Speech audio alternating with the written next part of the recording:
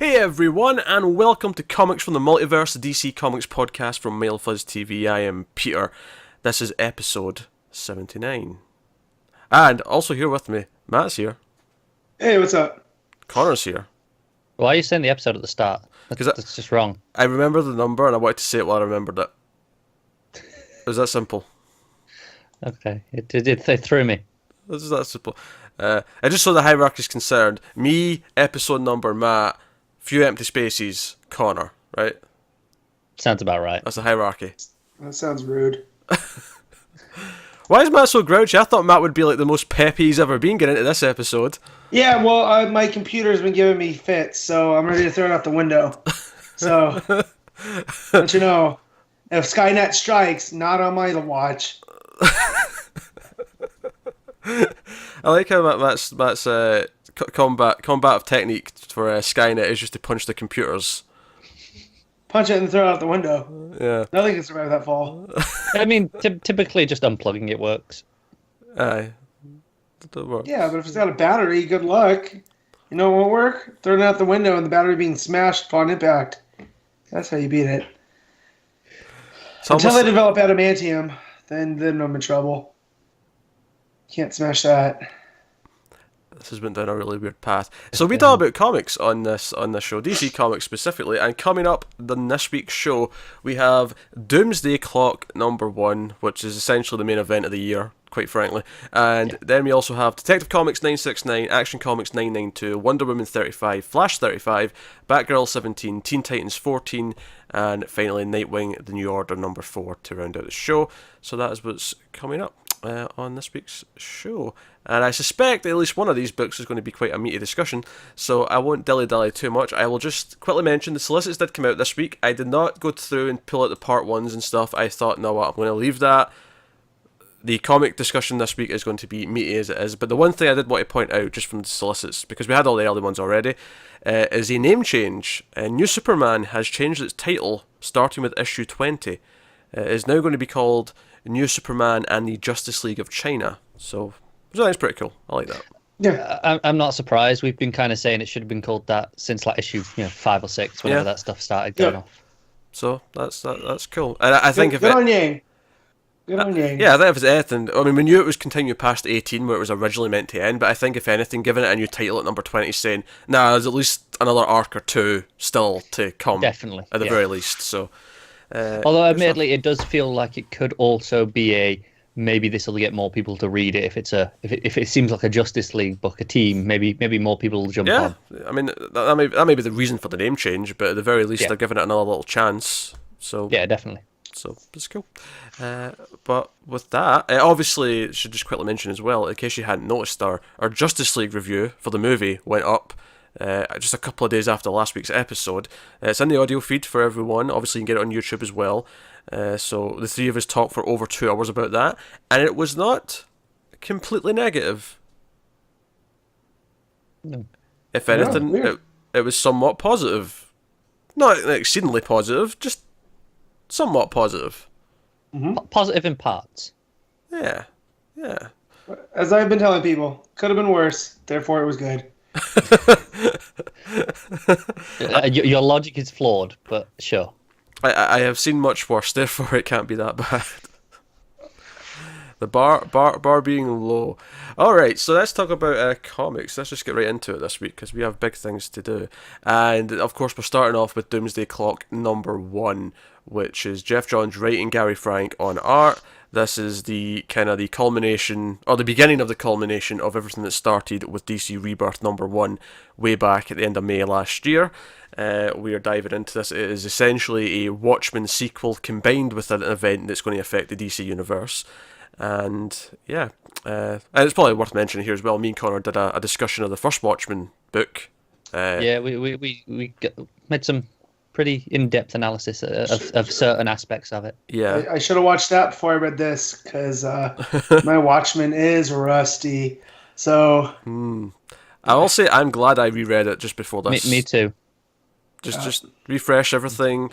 I remember the big beats, of course, but just I think there's a lot of little things that time is taken. I think something that I wouldn't have noticed if I hadn't read it recently is just the way this feels, the way it reads, feels very much like another issue of Watchmen.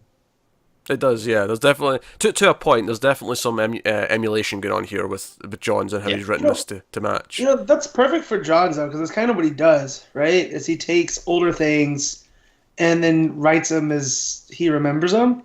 So if he really poured over Watchmen, then it's great that he put it in line. Although I think what that's saying though, Matt, is that Watchmen's now old enough that it now fits into that same era of like when he was bringing back Green Lantern, he was bringing back Flash and all these things. Like, I mean, it's Watchmen was kind of the end of the Silver Age, right? Like it pumped us into the new era. End of Bronze Age, Matt. Was it? Yeah, because after Watchmen we're in post-crisis, so we're in the post-crisis era. Oh, that's right. But it kind of played with that. The superheroes being more than people. But then Watchmen showed that no, they're all just really disgusting, flawed people, too. So that kind of not really fits in with what John says because Johns has those rose-colored glasses for all his heroes. Trying to think what he's done, but he doesn't really have such a negative view on him as Alan Moore does, Oh yeah, he's optimistic, but not many people have as much of a negative view as Alan Moore. Yeah, true. I mean, his beard might, but it's because it's alive. I feel like Jason Aaron gave up growing the beard because he realized one day that he just could never match Alan Moore's magnificent mane. No because when you're creative and your beard it gains sentience. I don't know if you guys know this, and it was doing like 2 of his books for him. That's why he's just back down to 1 as it is now. He shaved the beard. No, I think that's Marvel cost cutting. Which, by the way, Marvel got a new editor in chief in the past couple of weeks, but I don't know if we mentioned that on the show. So no, because we don't talk about the other company unless we're poking fun at them. Yeah. This is not something to poke fun at. This is something to actually be positive about. I think the structure change is needed. Yeah, I mean, obviously it'll still be rough for the next 6 to 8 months because everything will have been planned out. But the Marvel could get better in a bit of time because they've changed who's in charge. So that's a thing. Anyway, Doomsday Clock is what we're talking about, and this is set in 1992 in the Watchmen universe, a few years after the events of the first book. And some of the stuff we already knew, of course, but certainly it's driven home in the book that Ozymandias is the most wanted man on Earth. And things are close to collapse. It's funny because me and Conrad were talking during the monthly episode, and he was saying how I hope there's some political stuff in there like the first book had, where it mentioned Russia and it mentioned Cold War, and within like, the first 3 pages there's reference to the president golfing, Korea, and the wall, and I'm like, okay, right, out of the system, done. In '92, like we're talking, we're still like 25 years away, like from the real world.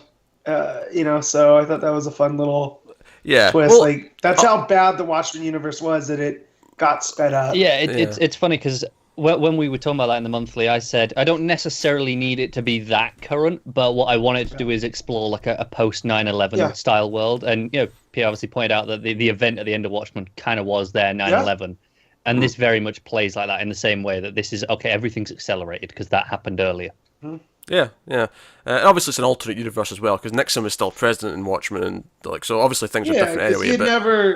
He had never gone through Watergate and all of that stuff. So, and I think he was doing extra terms on top of everything too. So it was just a whole take on government corruption. And here it starts with President Robert Redford, was he president at the end of Watchmen? Because again, you guys have read it. No, it was still Nixon. Okay. Yeah. So then he must have won an election after all those events. Seemingly, yeah. Apparently, Manhattan being decimated with this giant fake alien was enough to besmirch Nixon's reputation. I think typically that's one of those things that kind of forces a change of party. Yeah. This is what happened at Marvel. Things are going disastrously bad. Oh, time to change who's in charge. Yep. Similar thing. Always blame the manager. Yeah. So there's a lot of stuff at the start about sort of just giving us like a taste of the world and what's going on. There's a lot of news reports. There's like conflict. We're counting down like even closer to midnight in the first book. That it seems like we're hours away of some global catastrophes about to happen.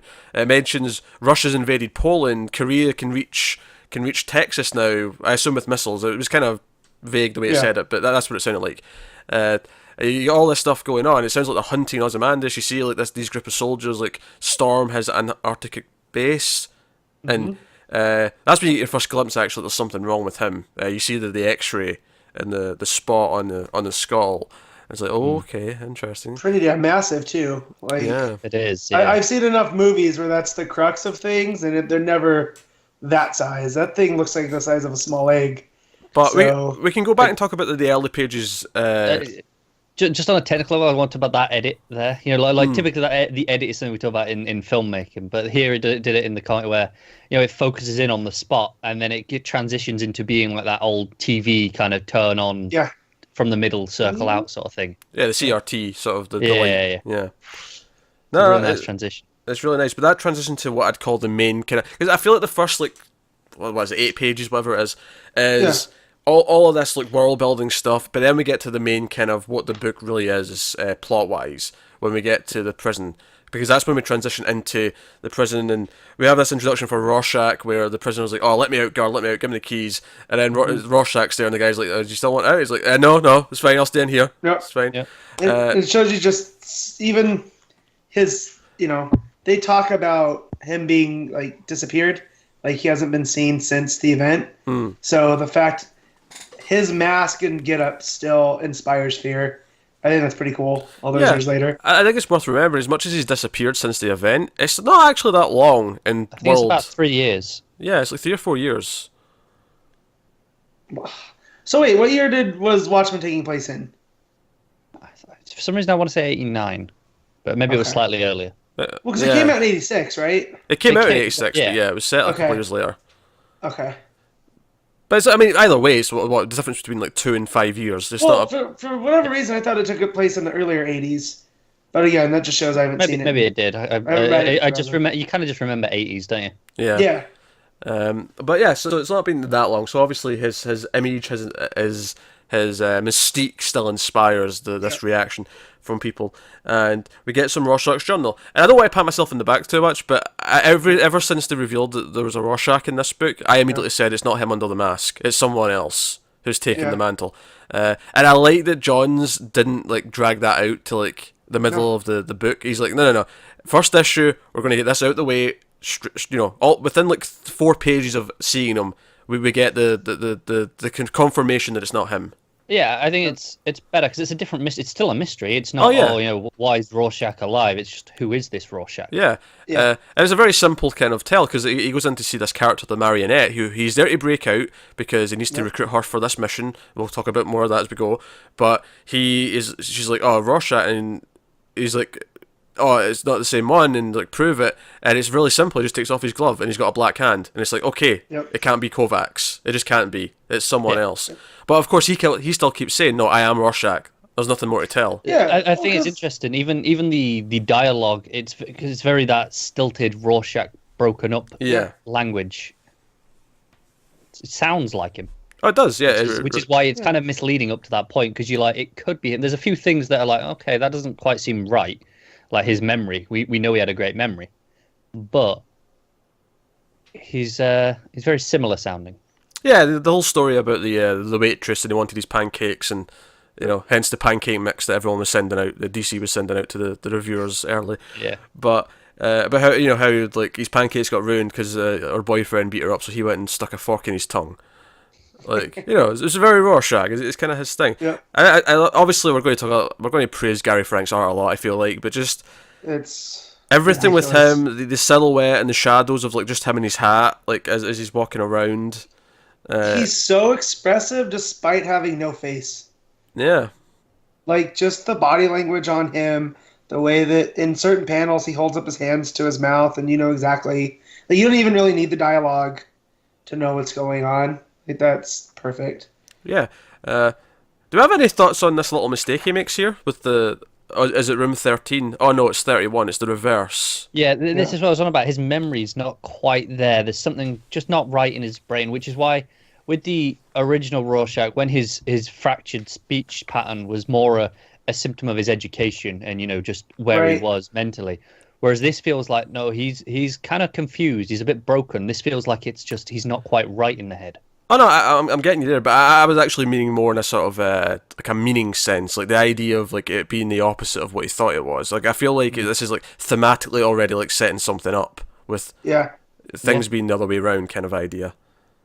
No, that makes sense. And of course, when we did we mentioned symmetry was a big theme in the original book. Yep. So this is that symmetry of it's the reverse. Yeah, and then the next page, one of the things we talked about a lot in the first book as well was the idea that you'd have this 9-panel grid and you'd have like almost this like diamond shape based just from the colours of the panels because they had different colours. Now the next page, when Rorschach's get into the room and it's sort of going alongside these different nuclear launches and submarines, right? Which, first of all, the idea that the start of his mission is literally starting with the launch of missiles. Well, that's just, it's like okay, Watchmen was ticking down to like the disaster happening, but this is starting even closer. This is like he's getting in under the gun. Yeah, but this book never does the same thing where it had this sort of diamond of color because the panels were different colors. But that page has like 3 like columns of color. Yeah, it does the row in the middle that stands out. Yep. It's actually all 3. It's blue, red, green. If you go across the page. Which aren't those the colors of the CRT? Well, they are actually. That's a good job, Matt. I know some things. RGB, yeah, there you go. So I thought that was interesting. But yeah, so he's there to get this marionette, and it's like, okay, you help me, I'll help you get your son back. We have to quote unquote find God. So here's where I want to first interject. I thought here's John's playing with new characters based off of Joker and Harley, just because like we know from certain covers. Not quite. Not Joker and Harley, no. Yeah. But then I did some research, and you remember in Batman where he formed his Dirty Dozen in the I Am Suicide arc. And 2 of those characters were Punch and Jewel.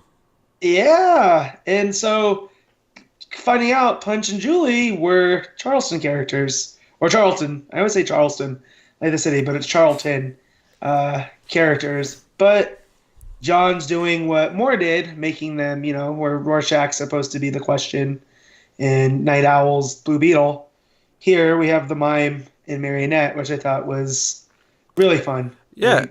I'll be honest, I got it was them. I never actually clicked to me that this was the exact same thing Batman did in I Am Suicide. That's a nice touch.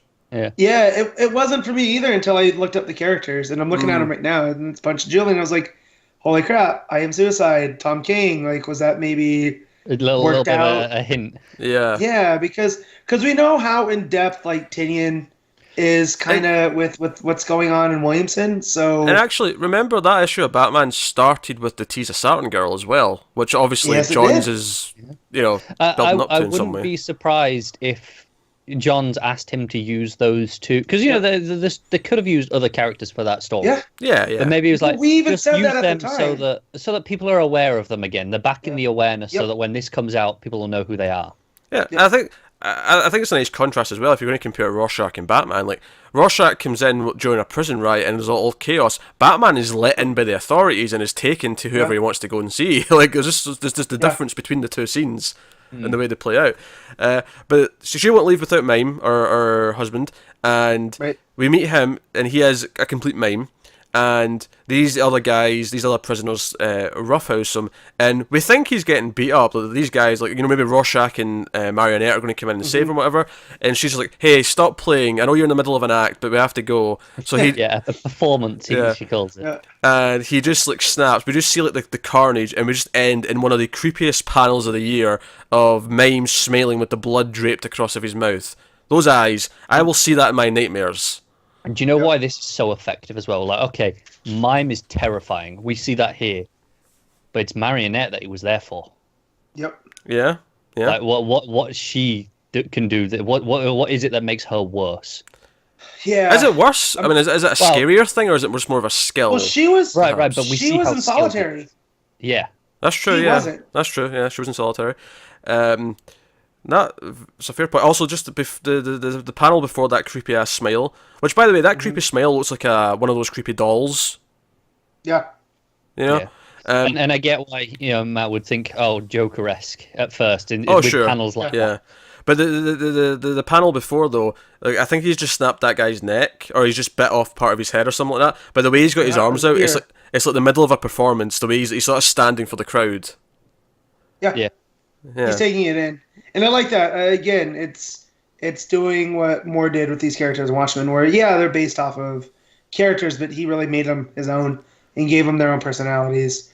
So I like this. And even when I thought it was a Joker and Harley type thing, I was into these two characters just from how Johns was playing with them. Oh, they fit in this universe. There's no doubt about that. And then comes one of my biggest laughs of the issue, actually. So then Marionette obviously translating, or maybe translating is not the word, but sort of communicating for Mime. He's like, he won't leave without his weapons. And he's like, well, you can get him new weapons, it's fine. It's like, no, these are special weapons. So okay, fine, we're not. And Rorschach, like, throughout this whole sort of sequence of him like coming out of the prison, he's constantly saying, oh, we've only got 3 hours and 20 minutes. I don't even know how long now. It's about 3 hours, but we're running out of time here. The whole time. So they go to like the lock-up sort of lockers where they've got confiscated things, and Mime just starts like putting his hand into an empty locker and pulling out invisible weapons because he's Mime. And I just love it was when Rorschach at the bottom of the page just goes, tss, like he's just annoyed. He's like, and that has led to my favourite joke theory, which is that Rorschach is Damien.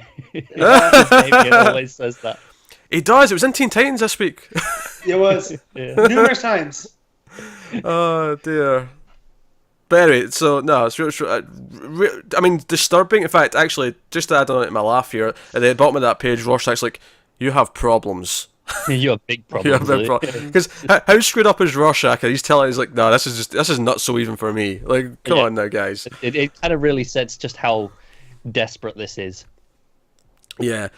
So before we actually get to where they're going, there is actually a page that transitions to it, and I feel like it really emphasizes, it really focuses on this this couple with a baby are leaving town. They're evacuating New York, and they drop this like a little file folder on the ground, and I feel like it's really emphasizing that these files. Maybe I'm just looking at it wrong. No, I get you. It's it's the panel where it says it is leave non-essential possessions behind. Yeah. But it hovers on that like, okay, no, that is essential, but they've left it anyway. Yeah, so I'm wondering, who are these people? What are these files? I don't know, I'm curious. I got really excited because it was when they're walking in the sewers, Rorschach and Marionette and Mime, in the next sort of few pages. Yeah. There was a moment, it's when he's looking at the two passages, and it's like the two sewer passages, that I realised where they were going, because it looks like an owl face, and I'm like, oh shit! That looks like the owl eyes on the ship. Yeah, that's where they're going. So I got really excited as when they eventually get to the big doors, and I'm like, oh man, it's this Night Owl's lair. Not to gloss over the "don't point your imaginary guns at me" moment, because that was fantastic. It wasn't funny the first time. Yeah, that's what I was going to say. But it always struck me Rorschach was kind of a funny character just because of his darkness. Like, he had that whole monologue in the first Watchmen about Pagliacci. And, it's supposed to be this tragedy, and he thinks it's hilarious. Yeah, it's often his bluntness as well that makes it funny, because he just has no filter. And actually, I'd probably say this is, like, in terms of like pure like layouts and pacing, I actually think this walk through the sewers is my favourite part of the book.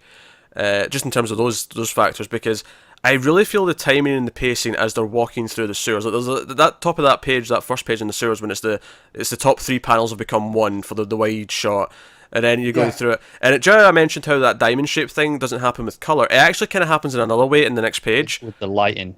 With the lighting and more specifically the camera angle, if you want to call it that, because the top left, right, and bottom panels in the 9-panel grid are all top down shots of the floor. Whereas the rest are not, so it actually creates that panel, that sort of diamond and cross shape. You talk about this, the structure and layout. I really like, you said that first panel here is the wide one. That's the establishing shot, and then we move into the scene. It really flows like that. Yeah. I love that silhouette shot of Rorschach in the bottom right of that panel grid. Really beautiful stuff. Nice. Yeah, all of it. So they get to Night Owl's place, and there's all this. Like, we get the idea that there's been some rumors about what's happened to everyone in this universe since we last saw them. Marionette's like, oh, is it true what happened? Did you kill Spectre and Night Owl and all this stuff? And he's like, no, not true. I am Rorschach. All you need to know. He keeps sort of emphasizing that. But we find out who he's working with. He's working with Ozymandias, who Sorry? who has another little baby cat thing. Oh, he does, yeah. He's got a new one. Yeah. That excited me. I was like, Why is this guy's it- never looked more like Pete in his life. Yeah. Why is he exciting Connor? Connor's the one who hates cats. No, I hate cats, but I love the idea that even on the run, he's the most wanted man. He took the time to genetically engineer a new little pet. Yeah. That's fantastic. Well, he still has access to hundreds of millions of dollars because he offers to. Because when Marionette's like, hey, there's like $20 million on your head. Why don't I just turn you in? And he's like, well, I can pay you 200. Yeah. So he's still got funds somehow. Yeah, obviously. So there's a good thing going. But yeah, so obviously when they said find God earlier on, I immediately thought he meant Manhattan. But here this scene confirms it. It's like, no, we need to find Manhattan. He's the one person who can maybe solve this world, who can maybe fix everything that's about to go wrong. And that's when all my DCU conspiracy stuff starts going in and going, okay, this is set in 92. I mean, when did the Rebirth stuff, you know what I mean? Like, because up to here, it's just a sequel to Watchmen. Like, it really doesn't touch on anything that we've been with Rebirth at all. And then we get here, and it's boom, he kicks it into gear. Wait, so you're thinking 92, that's the death of Superman. Is that what you're... I have a different That's theory. what it's... What? I think it's the same time. There's multiple reference in this. Rorschach talks about his watch being slow. Time's not right. I think this universe is literally slowed down. So it's 92 for them, but it's present day. At the same time. I'm just saying that the 92. I'm just saying there's a reason why it's taking place at that point. That's not just an arbitrary number. I didn't necessarily read it as this is this. I mean, maybe it is slowed down. It's the same time as thing, but the way I took it was this was 92 because in terms of like the real world, because obviously they're saying 10 years is missing from the DC universe, but obviously we move slower in comics because we don't have like Superman and Batman have not been around for 80 years, right? Time's condensed. Like New 52 took place over a year apparently, even though it was like 5 years for us. So to me, I was thinking, oh, it's 92 because it's just after 92 where the DC universe lost to 10 years, kind of idea. Right. That's what I'm thinking too. Is that once Manhattan, that's when at this point is really when Manhattan starts messing with things, and I think that's where we're heading. I always had this theory when it came to Rebirth that Manhattan's not working solely by himself, because that's he just wants to be left alone. Like that's the whole point of his exile to Mars. That was the big thing when we were talking about the original book. At the end, it's like he's actually not vindictive. At the end, he's actually at a place where he smiles because Laurie and Dan have found each other. He's happy about that. Yeah, he's like, I'm going to go to a less complicated place. He's not like evil at the end of that book. So he's curious. And he's not meddlesome either. Like everything he does in that first book. I mean, correct me if I'm wrong because it's still fresh to you guys, but the whole thing that starts his exile is he feels like They say that he gave one of his ex-girlfriends cancer, right? Yeah, because of his. Cancer. Yeah, and so he's just like, well, I don't want to have that type of impact. So, what happens between then and Rebirth that he becomes this god that's interfering in everything? Well, and I don't think. To be fair, the very ending of Watchmen is him saying, "I'm going to go off to a new galaxy, a fresh galaxy, and maybe try and create some life." He is kind of meddlesome, but like I say, it's not vindictive. It's very curious. No. It's like just to see what he can do. Right, but then we see the stuff that happens from Rebirth to the Button to the Oz Effect, and that screams of a vindictive, God. Let's just say God, for lack of a better term. The stuff that he does with Jor-El to manipulate Superman, and with Batman. With the Flashpoint. And everything, and then you have the whole Legion being, Saturn Girl being locked up for whatever reason. So, so I feel like Manhattan's involved, but I don't think he's, My theory right now is Ozymandias gets to him, and it's Ozymandias creates Rebirth or the New 52, whatever one we're gonna say, in order to make up for stuff, because that's all he wanted to do was create a perfect world, right? That was his whole idea for the squid monster. It was a unifier. Yeah. Well, yeah, but here's the thing, though. Like that's not the effect that New 52 has. New 52's effect was that it made everyone weaker. Right.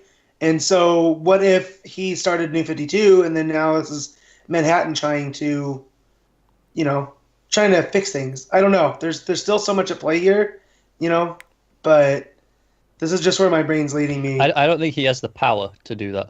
Yeah, honestly, I feel like let's leave the speculations for grander things till we get to the end of the book, because we're working through here. I love the little sequential moment at the bottom. It's when Ozymandias is talking about how this Rorschach's even worse than the last one. He's like, oh, the last one was violent and stuff, but this one, yeah, I think it was really interesting. He talks about how the first one was interesting, cruel, but he held on to his principles, and it was predictable because of that. But this one, and then gets cut off. But it's the idea that this one's a bit of a wild card. But the arm when he holds at Rorschach's arm and he looks down at it, he's like, I'm not upset, and he looks back up, not yet. Like, just that little sequential of all that happening and him taking his hand off and be like, yeah, okay. Ozymandias actually looks a bit scared afterwards. He's like, oh, okay, not yet. We'll start over. Yeah. So, we're good. Well, even the cat feels something because the cat hisses and jumps down. Yeah. Yeah, so it's basically, world is doomed, like, my dream is dead, but there's one person who can still save it, Dr. Manhattan. That's why you're here, we have to find him. And he even points out, I only need you, I didn't need the husband, but I guess it was inevitable you wouldn't let him not come, so we're going to have to just deal with that. But obviously, we get reminded he's left for a galaxy, we get that little flashback panel, and he's like, we have to find John wherever he's retreated to, and then it cuts to Metropolis. Oh. Yeah. Gary Frank Superman. That's my favorite thing in the world. Well, forget that though. Just the fact that it cuts to Metropolis on that line, that is giddy. Like, I was giddy when I went to this page. Yeah, the implication is clear. You turn the page and you're like, holy shit! And you get into the apartment. Superman and Lois are lying in bed, and it goes into his head, into this dream he's having, and it's of this, like, him on prom night, and he's upset because Lana's with Pete, and his parents give him a pep talk, and he goes in and like, oh, you'll be fine, Martha, don't worry. Like, this is, and I like this line. This is God's plan. Given that we've been talking about God throughout the issue, and we've been comparing it to Manhattan, and we've been talking about how things have been altered and stuff. They get hit with have the car crash which killed them, which is continuity from the New 52. Right. And that's original Superman continuity as well. Because that's where Morrison pulled it from. So. Oh sure, but like. It's not the more familiar version. Yeah, it's not like, not at all. Because the way I'm reading this, because obviously he wakes up, he's in a cold sweat. Lois is like, oh, Clark, what's wrong? I don't remember the last time you've had a nightmare. And we ended the book with, I don't think I've ever had one. I think what this is to me is that he's having this memory of his parents dying because that was something that was changed. This is something that was not meant to be. I agree. When it says, oh, this is God's plan, and we've been talking about Manhattan as God. Like, that's the word they use repeatedly, and it's like, okay, Manhattan did this. Yeah, he changed. This was something specifically something that we were unhappy about. When New 52 started, we didn't like that his parents weren't alive. I mean, obviously his dad had been dead for a little bit, but he was alive for a lot longer in his life, and his mum was still around. We were pissed that they took the Kents away. This was an infuriating thing for us. What I find very interesting is, we talk about it how, we're saying, oh, this is a memory. But only the first half of this can be a memory. He's not there for the actual incident, but he has this so vivid. And I think that maybe that's like, it is something trying to communicate to him. It's someone trying to like show him, here's what happened next, and this isn't right. Something changed, something that was affected. So yeah, and just to go back a few pages, Ozymandias, we know he has cancer now, and I think that's one beautifully ironic, seeing as he's the one who gave all those people cancer before to to give that message to Manhattan. It's that symmetry. Yeah, and what I'm wondering though is, we're talking about this is almost like someone sending Superman a message. I wonder, can he beam messages into the head, but it kind of gives him cancer. He tests it on himself, and that's what gave him cancer, maybe. But he thinks, Superman will be all right. He can take it, because he's Superman. Yeah. Right. And I wanted to point out on that first page where we go to Metropolis, right in the center is what Superman was reading, or what Clark was reading before bed, because his glasses are sitting on top of it. And it's B.F. Skinner's Walden 2, which is B.F. Skinner was a behavioral psychologist, but he wrote this narrative story, and the whole theme of it is how people are shaped by their environment, that it's not, it's kind of nature versus nurture in that. And, it's one of these things where it's like, well, I could make up a whole thing, but why put it in the center page?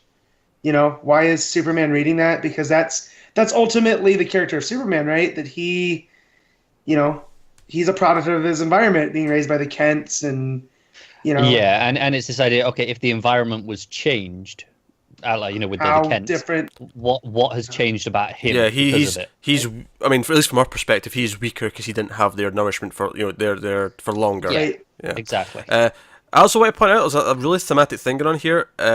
The whole window, the beam of light coming through the window, it's almost like a view hole. Like this is the peephole that someone's watching him through, and then that's even maintained with that panel where it's looking through his glasses and it's looking through the lens, and it's again he's being watched by someone. Yeah. Like it's very there. It's the light coming through the window, the way it's kind of like just that one porthole, and then the glass is because it looks like a TV, like again an old CRT TV, the way it's looking through that glass lens. Yeah, it does. I think that's very intentional. So I mean, obviously the art throughout. It's phenomenal, isn't it? It's great stuff. I love Frank in general, but Frank drawing Superman. Honestly, I love him too. He's always done some great work, but this is honestly some of his best. The way that it's because often he nails all the big moments, but I think in the past I've never been quite as impressed by his sequential art in the same way that I was here with all the small moments. The way they kind of just lap together. Him and Johns work together really well. I think he brought his A game. I think he knew this was probably the biggest thing he's ever going to work on. And he's went, no, I'm not like phoning this in, and hopefully they got a bit of a head start, and that means I think they must have done because we know how long he's been working on this. We talk about when he stopped doing the covers. Yep. Yeah. And, that was months ago now. So I hope that this maintains schedule because they've had some time to get ahead, and I don't believe the rest of the issues are as long as this one. This one was a meaty length issue. Yeah, it's a shame. I could do with them all like this. Yeah, so could I. I'd happily take them all being this. I assume the last one will be long as well, but I could happily take them all like this. Joe, it's funny. I think for the first few pages, I was kind of thinking, oh man, this is just as dense as Watchmen.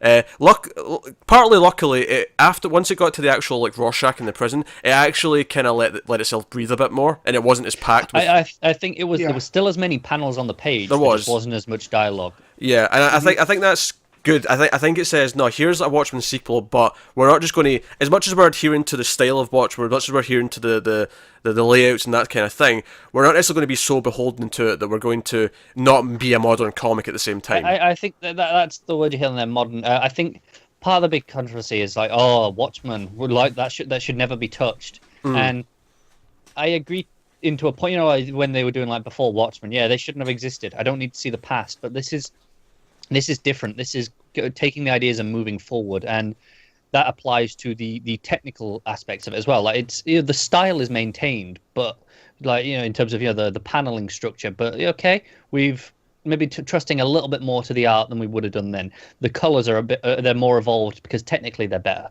but even though they evoke the same style. And it's like I say, it's modernized it in the same way that we've kind of pulled forward in the world. Yeah, but that said, though, I think something that's, I guess it's happened to an extent because we keep redoing Origins to a point, but I feel like where the true outrage would be is if someone said, no, we're just going to redo Watchmen because we want it with prettier art. That would be where you outrage. Yeah. Oh, no, never do that. Yeah, I don't think they ever would. Yeah, but it's actually almost a weird thing with comics is you could technically just take the original script and just do it again to an extent. I think in some way, for some stories, I can see that being really interesting. If you give just a rough script and see how different artists interpret it, and how they've done that with Detective 27. Like we've seen that so many times. Yeah, that's true. Yeah. I mean, it's been over 75 years, but yes. Yeah. Well, I just mean even recently, like when Detective 27 hit for the New 52. We got the same retelling of Batman's origin by different artists and writers. Because obviously that's very specific, just kind of doing this one moment. I mean, like a whole story, right? How does each artist tackle this from a rough script? Because obviously, I think artists often get overlooked in their storytelling ability. We give a lot of credit to the writers, but I think the things like this do show what the right artist brings. Obviously, DC is making a point of that lately. With Marvel slacking on that front. So I think it'd be really interesting experiment. I assume it's safe to say that we're all feeling very positive about Doomsday Clock. Yeah. Yeah. It was honestly, it feels... because it's paying off and everything we're building to for the last year and a half, and as much as obviously a lot of it is a Watchmen sequel, and it's only those last few pages where we get, but it's so exciting when you turn that page and it's like, oh, we're in Metropolis, this is how we're... Yeah. That's the thing. Even if you take away that stuff and you just go, okay, we're going to do a Watchmen sequel with this team, and the first 90% of this book is just Watchmen sequel. If you gave me that for 12 issues, I'd be still just as excited. Yeah, I mean, I think it'll be maybe more even now going forward. I feel like the first issue you start in Watchmen World and you build that up, and then you just tease us with the DC stuff at the end. Like, I feel like that makes sense to do in the first issue.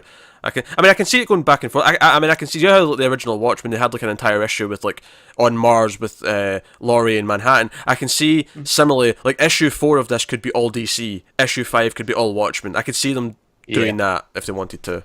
So, you know, whatever it's going, I am a-okay with it. Do it. Yeah. I'm excited. Me too. So I guess we should speculate about Rorschach.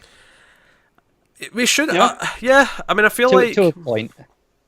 Honestly, I think my hope right now is that it's a new character we've not met, and it'll just be a case of he was affected by the events of something in the original book, and that's who it is. Because some of the guesses that people are throwing out there feel kind of forced to me, and they're not really adding up. I agree, and I think because there's only really 2 black characters in the original comic. Yep. There's the kid at the newsstand, who's definitely dead. Who's definitely dead, and then there's the psychiatrist who talks to Rorschach, who was already. I mean, it's only been like say 5 years at most, but I also went back and checked. He's also dead. He's also dead. Yeah, dead. You're right. So here's the thing, though. When I was skimming through it after I read this, I went back and skimmed through Watchmen, see if there was anything else that I missed. I did notice the psychiatrist had a mug on his desk that says "Dad," and I'm wondering if you're talking about these files that are left here. What if they're the files that he took home on Rorschach, and his son kind of read them and it kind of affected him. What was the psychiatrist's name? You remember? Oh, God. No. Okay. Because in the back matter, we get some nice, Watchmen-esque stuff in the back here. Yeah. And there's a clipping about I think it's a Roger Jackson. The strange case. The Jackson Long was the psychiatrist. Okay.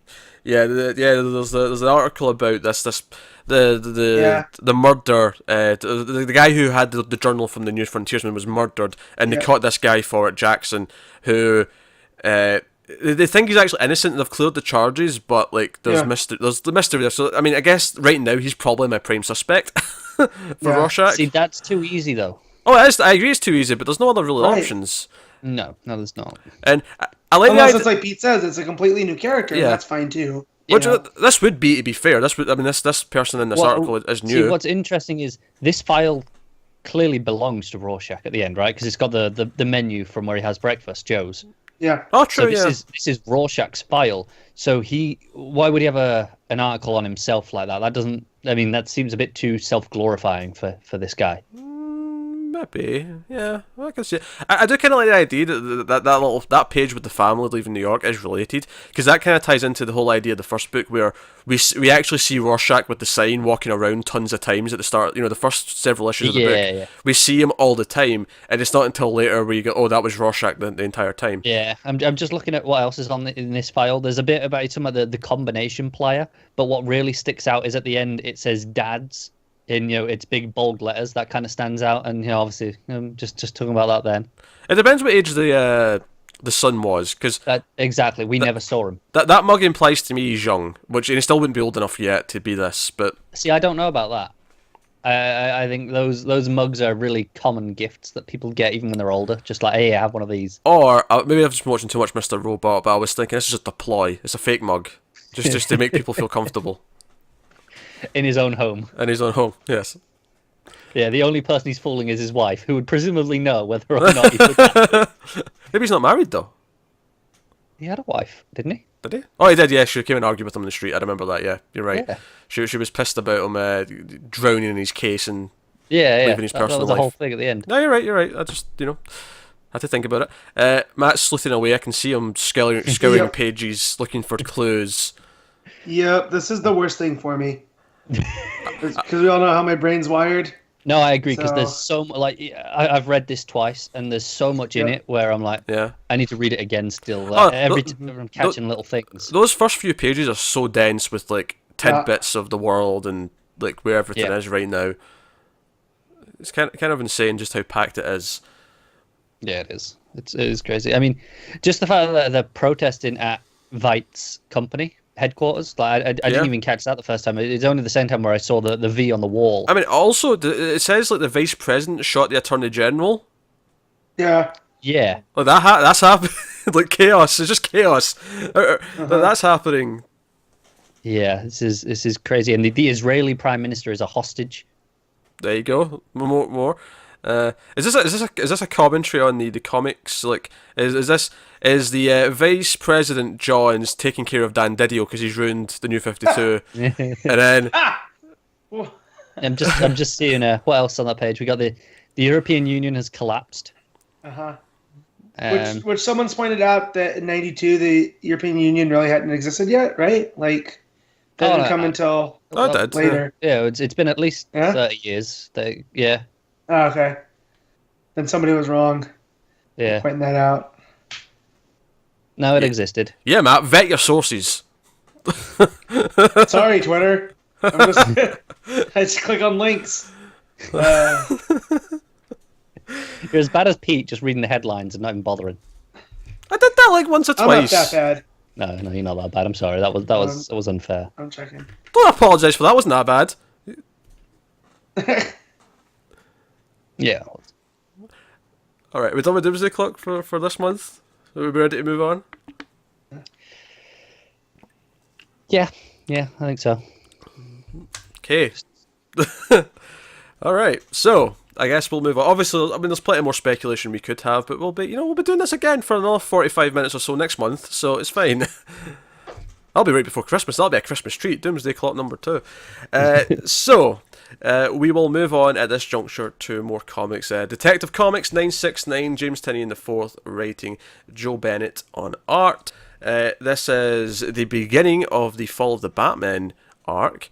And we start off with kind of the reunion of Steph and Tim, which we knew had to be coming. We were kind of waiting for it. And that's kind of there, and then there's a 3-week jump, and then we kind of set up what we're actually doing with the arc as a more whole. Which would probably be my one complaint. I think the structure of the book is a little bit weird because of it. Yeah. It moves a little bit too fast. Yeah, also... Go on. Go ahead. Someone has to go. I was just saying, like, even the very first page is this interview with the mayor, and it seems like it just seems strange because he's talking about how, oh no, there's too many bats now. They're militarized. This has got to stop. And I'm like, there's been this many for ages. For a while. This and he's talking like it's a really recent development. To be fair, I will stand up for that a lot because it seems like it's just becoming more public knowledge. Like, up until now, it's been kind of in the shadows and hidden. Kind of thing. Yeah, there was a line though where let me see if I can find it. Whereas I'm sure it says like we weren't even sure that they existed. Yeah, it's talking about the whole. There's a group here. We don't have proof that they exist, and it's like, okay, it seems weird. Well, he does have proof. We even see that later on. He does have proof. Yeah. This is just political spin. He's just covering his ass, basically. Yeah. But we have Steph at the Arkham Asylum talking to Anarchy. He's still trying to convince her, hey, the victim said it was a good idea, and she runs into Clayface, who's there visiting Mudface. That's a weird sentence to say out loud. But yeah, she's like leaving the house, and like, Tim has his big entrance, and they have the big full page spread with a kiss, and he's like, hey, I still want to save the world before we run off to university and stuff. How about we do that together?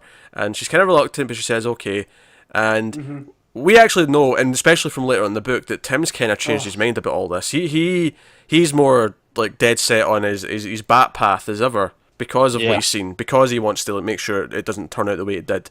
Because I think a smart thing he does here is he kind of has the idea that maybe the reason why it went bad is because he was trying to resist it so much before. Whereas if he embraces it and tries to actually mold it into something good instead of just kind of if he's forced into it reluctantly and then he'll be resentful about it. So as much as I do think this time jump's a bit weird, and I do think it makes the first little chunk feel really disconnected from the rest of the book, I do actually really enjoy the rest of it. In particular, the idea that because of there's like all these bats and they're in a group, the Gotham Knights exist. Killer Moth is trying to recruit villains to like form a union against them, which is kind of marvelous. As Batwoman points out, Ratcatcher's even there. If he's showing up, things are desperate because he likes being in these groups. The only ones that really seem like they're from proper villains is you got the Riddler girls. Well, yeah, but that's the thing they point out is like none of the actual villains showed up. So you've got like all these like henchmen who like represent various villains. Yeah, and I just thought that was really funny. By the way, is that Firefly? The one next to Killer Moth and the big... It seemed like it, but I wasn't 100% sure. There's no wings, so I'm not really sure, but I don't know who it is. It does look like him, though, doesn't it? Yeah. Obviously, you've got Zaz there, you've got Grundy behind him, which is a really nice big reveal when they're like, wait, how did you even get Grundy? And and he starts talking, it's like, wait, Grundy can't speak properly, and then it turns out to be Clayface. And he even has a McCoy moment from Star Trek, he's like, I'm an actor, not a poet, damn it. Yeah, which... I really liked the moment, but I thought the art undermined it a little bit. I think his Clayface looks really strange. It looks really smooth and clean. Too rounded. It does, yeah. I really like that full page spread where it's all them together, and Moth is like, no, and Tim's like, hey, you know what? It was a good idea. But when we're stopping you, but it was a good idea. It was a good idea. You're Yeah. I like that. It is undermined because Clayface is obviously such a big presence on the page because he's so big. Yeah, I like what the page is doing, but yeah, Clayface looks kind of weird. Yeah, I agree with that. Let's not gloss over the fact that Batwoman and Tim have this kind of moment, like they're just kind of talking on the roof about how he shouldn't lie to Steph about what he's going to do with his life. And what I thought was really fascinating about this conversation for me was the idea that because of what they kind of know that the possible future is, the idea that they're kind of close and are kind of keeping an eye on each other is kind of a nice little idea where.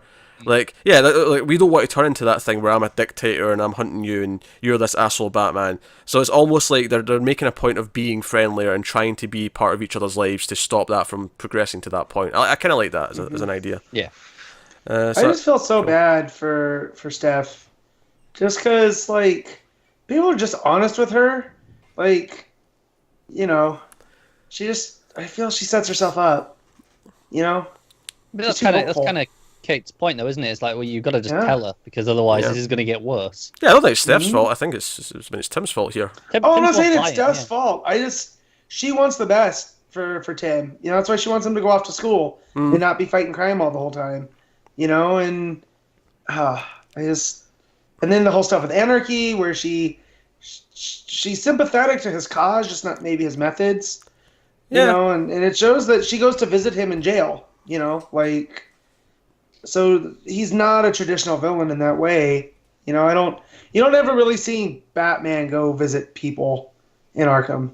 Not unless it's to interrogate them. Right. It's not a friendly he's not visit. going there just to talk, Unless Selina's there, in which case it's a conjugal, in which case he's quite excited. Brings in his Bat Rose and his Bat Platter and his Bat bottle of wine.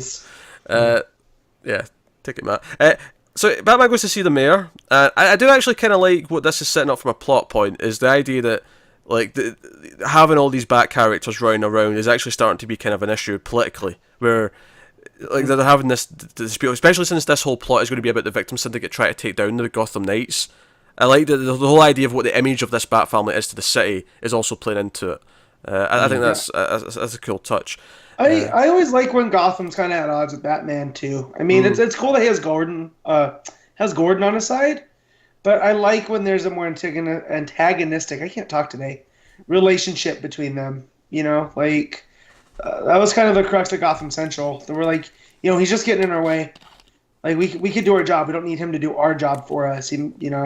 And so I hope that's kind of what it. My favourite part of Gotham Central was actually the fact that sometimes they had to accept that they couldn't do the job and they had to call him in, and they hated the fact that they had to call him in. That was a really interesting kind of way of looking at it.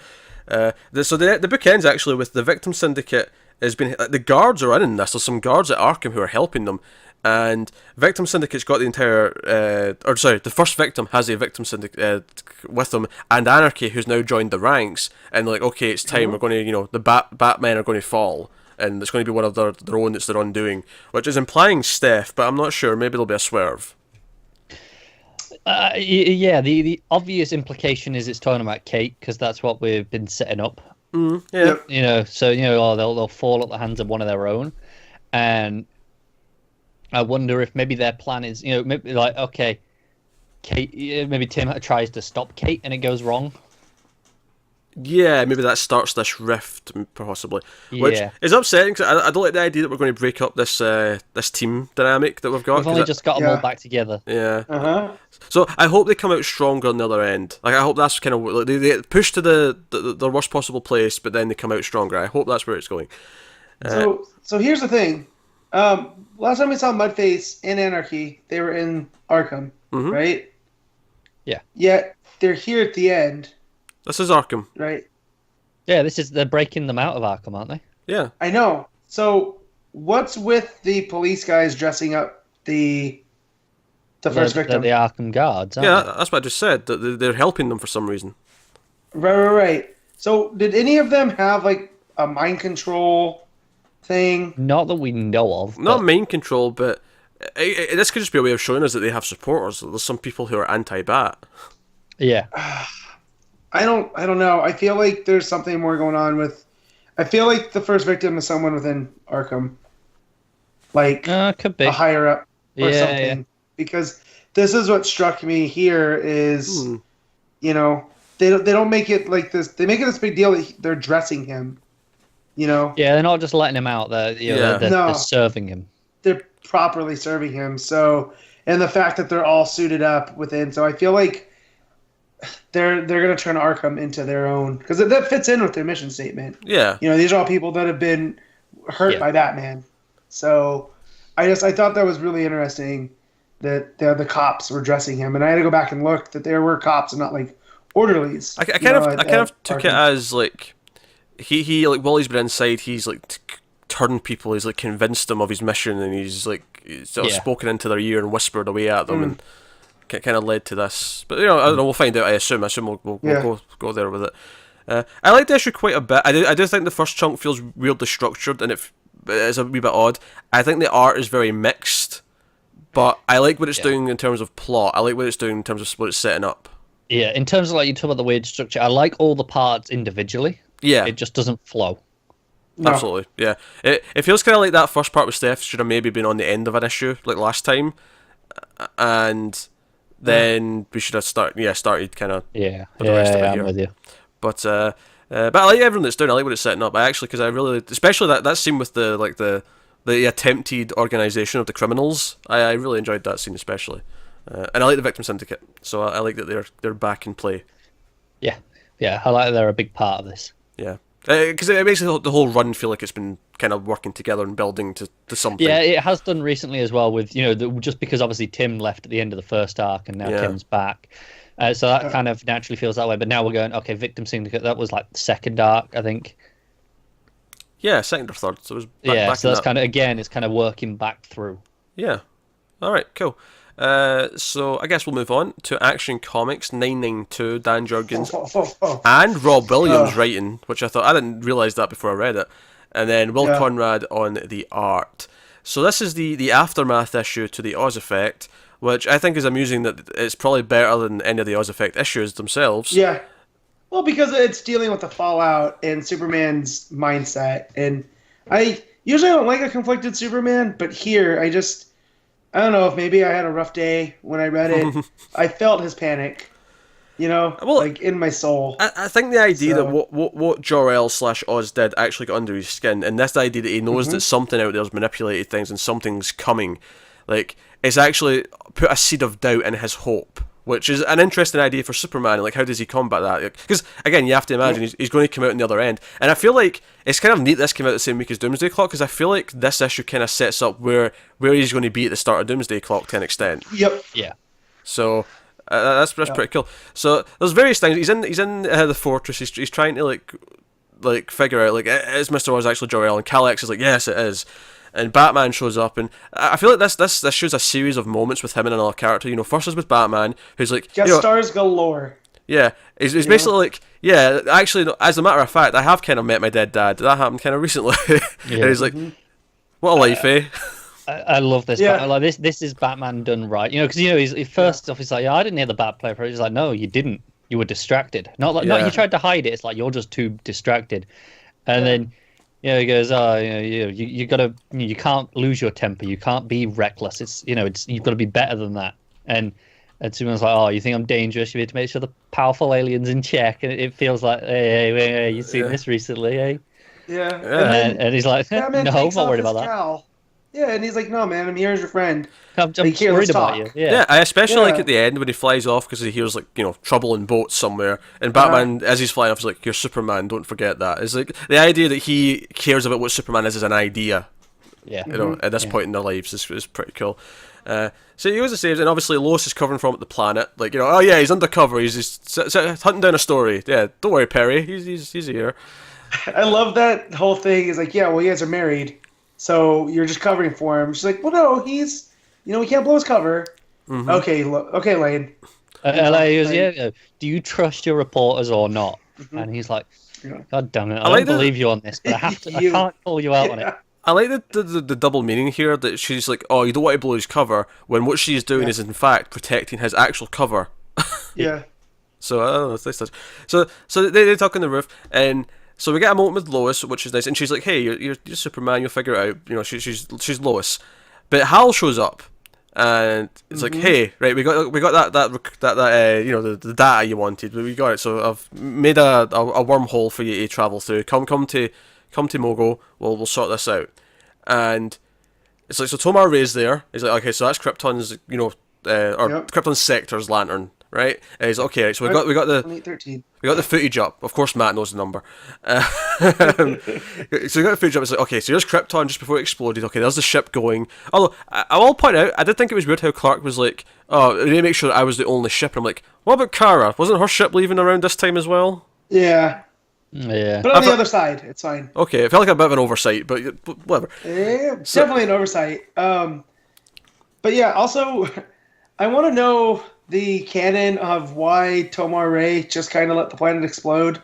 Like, now I want a miniseries where the Lanterns try, kind of like what we just had in Green Lanterns. I wonder if it's one of those things where they're not allowed to intervene, because it's like, it's their own thing. It's their own politics. But you can't displace their politics. What about the mole people from Green Lanterns like 3 weeks ago?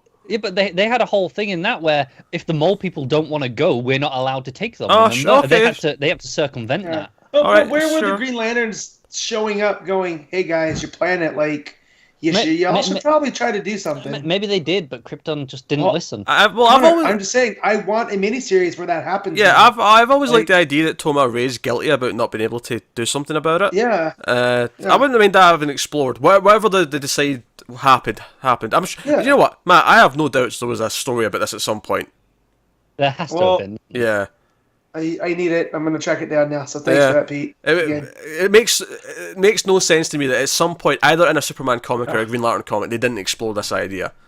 And then, so when you look at it like that, it makes sense that they took, at least the Guardians took, the footage for it, just so they have it in like an archive, things that happened on our watch. So they watched the Krypton hologram recording, and it glitches. It's like, wait a minute, what's going on? And then it's like, okay, I'll fast forward a little bit, and then it's like already exploded. It's like, that's weird. The data, when it actually goes up, is corrupted. And this is, of course, Superman's like, no, someone's manipulated this. Just like someone's done this. Someone tampered with time. This is the same. This is the same. Whoever pulled out Jor-El is the same person who's done this. They've messed with this, and. I'm like, oh man, this is exciting. And especially since I'd already read Doomsday Clock by this point when I read this, and I'm like, this is just setting things up. This is. I love this image here of him standing amongst the shattered shards of Krypton. Yeah, it's a nice touch, especially since it's all green. So it's obviously it's like kryptonite, it's green because it's Green Lantern like energy and light, but obviously it makes me think of kryptonite. So it's a nice touch. It's got this really nice effect to it. So he is like, okay, well, I'm going to the Watchtower, and he pulls off the tarp. He's going to check out Barry's cosmic treadmill, and I'm like, oh no, Clark, this is a bad idea. Don't do this, Clark. Nothing ever good comes from this. Don't do it. Nothing ever good comes from the cosmic treadmill. The thing should just be destroyed. Yep. Like, that's it. Superman, he runs on the treadmill, he goes somewhere in time, he's going back to Krypton to see, what happened when it exploded, which is, an interesting plot idea if that's the next arc. That's cool. Maybe we'll get what Matt wanted in that. We'll see Tomare trying. Yeah. Oh, maybe, yeah, that's true. Maybe this is that story that he wants. Or Tomare will never show up or be mentioned in any way. I feel like maybe he has to, because to get that recording, surely they'd have to be present to see it. Yeah. Maybe, yeah. Well, maybe the argument is that because they made a point of showing us Tomare here and reminding us of him, and reminding us that he was the one who's in charge of that sector, maybe that's setting him up so that when he pops up... Maybe this is one of those cause and effect things where Clark going back will actually go to Tomare and they'll go to Krypton together. Oh, maybe. Right. But I just feel like the fact that they made a point of showing us him here and reminding us of him, of his involvement in this, is like, no, when he pops up later in the arc, this is going to make, you're going to know about him. But, so he goes to the treadmill, and he goes through, the wormhole they creates, whatever, and then you hear, no! And you just see this, gold explosion, and Booster Gold and Skeet pop out and go, no, Clark, don't go! Oh, we're too late. Damn it. Oops. Oh man, that is so Booster. Yep. With Doomsday Clock, being in the forefront, I spaced that Booster was coming. Like I knew it. I got excited. I knew there was a Booster story coming. I didn't realize it started this week. Yeah, I didn't realize it was this week either. I get to the end, and I jumped out of my chair. I think the realizes because obviously next issue is the start of that arc. But because this is the aftermath, so we weren't necessarily expecting Booster in this. Right. We were waiting for it next time. When I turned that page, as soon as he started, when I turned that page and it was Booster, I went, "Oh yeah, he's coming up." But I didn't. Yeah, like you say, I didn't realize it was this week. So it was a genuine kind of exciting shock of "Oh, Booster Gold! Oh, that just happened." It's been a while since I've kind of had something like that from you. Something that I knew in solicits.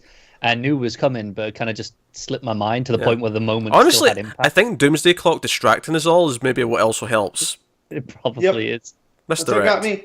But once Superman started, there were so many references of tampering with time in this one, and so you go back and read it a second time. Brainiac's entering And I assume Matt's point here is you have to wonder if Superman is the one that tampered with time here by the end of this story. I don't know. I don't think so. Maybe the recording obviously didn't tamper with Jor-El, but no, not with what happened, but like I say, the recording, whatever's gone on, maybe it's because of what he's done. Booster's whole MO as of post Infinite Crisis was you really can't mess with time, so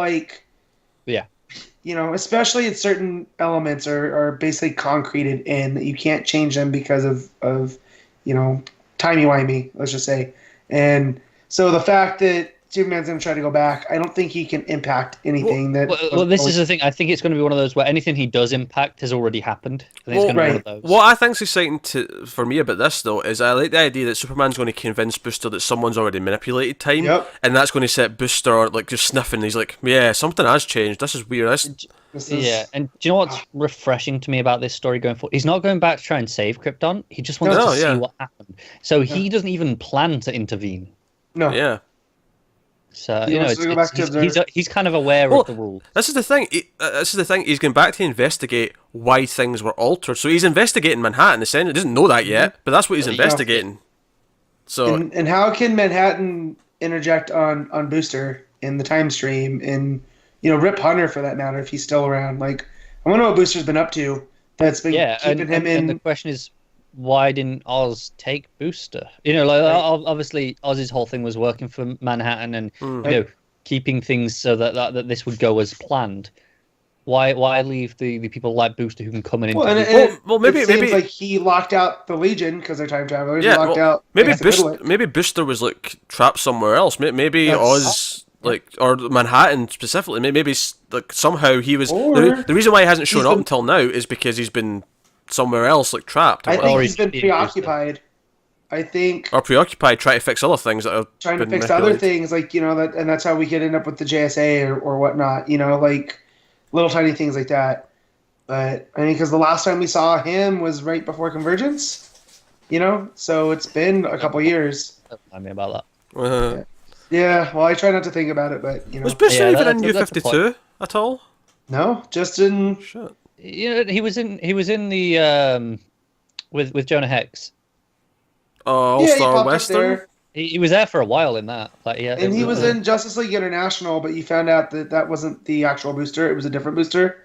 Yeah. And then our booster was locked away. You found that out in Convergence. And then he just disappears at the end of that. And we haven't seen him since. So he's been aware of stuff going on Yeah. the New 52 not being right. So that's why I'm leaning towards he's been preoccupied with... No, it could be. I mean, it's funny you mentioned Convergence, because obviously there was the incredibly insane sale on Comixology this past week. Yeah, which obviously we couldn't warn you about because it only lasted 3 or 4 days. It was just the Black Friday. Right. Yeah. But it had pretty much every trade they've ever had. It was in it at the same price, and it was like, okay, this is incredible. Right. And I was, you're flicking through it, going, okay, what they got? I got to a point, and it's all the Convergence trades, and I just went, oh yeah, that was a thing. Well, there's some good in there, and then again, that's where we got, we got Rucka back writing the question in there. Yeah, I enjoyed those. I enjoyed the Parker on Shazam. Yeah, I like Jeff Parker. Out of anything, we got John Kent out of that. Yeah. So that's in that universe where he comes to be. So, as much as I want to ignore it, I feel like we can't because there's some way. Oh, you can. I've not read it, so I'm fine. No, just to, but you're not a continuity walk, Pete. I am. So it's something just dawned on me about Doomsday Clock. Yeah, John and John. Yeah. But they're both spelt the same way without the H. That's true. Yeah. So that could be an interesting moment. Yep. Anyway, Booster Gold is going to try and stop Booster Gold Superman from messing with time. So exciting! This was a great week for Matt specifically. This was a great issue. Actually, it's kind of strange to me that Oz Effect was fine, had some good moments, but like this issue was better than any of them. Yeah, definitely, it was better than all of it put together. That's great. So hopefully we'll get good things going forward. So that'll take us on to Wonder Woman number 35. James Robinson writing, Emanuela Lupacchino on art. And one good thing. I suppose we have to have something we don't love at some point in this show, because this is going to be that. This is the origin of Jason and his childhood and how he learned to fight from Hercules. AKA, how do we make him uninteresting as possible? I agree. Do you know what's funny? There's parts of this I like that come from outside of Jason. Like, we have Glaucus is the one narrating for a lot of it, and it's first person. It's him telling the story, and I'm kind of going, okay, well, we know Glaucus disappeared, and the impression was that he was dead, but okay, he's out there, he's telling this story still. But he's not. It switches to Jason at some point halfway through. It does switch to Jason at some point. So stupidly too. Yeah, and why? Because he even says, "Oh, no, I'll take over the story," as if they're both there telling someone this tale. Yeah, exactly. Which was really jarring. I like that first part, where it's someone else telling the story about. I don't like Jason. I think he's uninteresting, but the big moment in this one where I really rolled my eyes was like, okay, you need to be trained. Hercules is going to come and train you, and it cuts like one of the panels is Hercules holding up like kick pads for him to like hit, and I'm like, what is happening? His training is like a regular Rocky montage. What's going on? Yeah, he is. You got him running. You got him doing the weights. No, see, I like the idea of Hercules coming and then disappearing because he's Hercules, right? That's what he does. Do you know what? I'm going to put this out. The thing I hate most about this story is that it killed off Hercules at the start. I want more goddamn Hercules in this story. In every story. They're going to have to defeat Darkseid at some point. I feel like we could have a Hercules Reborn moment, Maybe. That's the other thing. So he keeps leaving and coming back, and then Glaucus has done the same thing. He just randomly is like, it's my time to leave. Every couple of 100 years I just have to leave, just because reasons. So I'm going to leave. Here's a boat. I'm like, so much of this issue is just this idea that some people just have to leave. They can't stay pinned down. They have to go. It's really funny, because Glaucus is like, yeah, you're basically a man now anyway. He looks like he's about 30. He's 14! Yeah. Yeah. I don't know. This issue is just such bullshit. I feel if I could ask Johns anything right now, it probably wouldn't be about Doomsday Clock or anything. I'd ask him, why did you feel the need to give Wonder Woman a twin brother, and then never touch on it, and then we're just like, oh yeah, we have to resolve that. So Here, James Robinson, come back to DC And- Comics and tell an uninteresting story. It's not that James Robinson's a bad writer per se. It's just No. this story is just so uninteresting. It's Yeah, just not a I direction don't we want. necessarily blame him for this. This feels editorially mandated of, okay, Yeah. this is what this story has to be. You kind of just got to tell it, and we'll let you do Does it? something on your own afterwards. Well, he's hopefully. still on the book in February because we got the solicits for February. He's still writing Wonder Woman then. Yeah, he's doing another arc after this. He's I think. because there are parts of it that are interesting. Like I actually did like the Grail issue, like what she was up to. That was you know, okay. with Baby Darkseid. Yeah, it was fine. But like this whole stuff with Jason and like his sudden heel turn, I don't feel there's any reason for him to be so jealous of Diana. Just No, like there's nothing in this issue that tells me why he's evil. It's like, okay, he had a Yeah. pretty good childhood. He had a good dad. Also, Okay, I'll be maybe honest, until he left it doesn't really have an ending. It just kind of suddenly ends. He's like, oh, Yeah. and like, yeah, because he's not even grown up yet. I assumed that this was actually, we thought it was a one-part issue of this is the origin. I assume next issue has to be origin as well.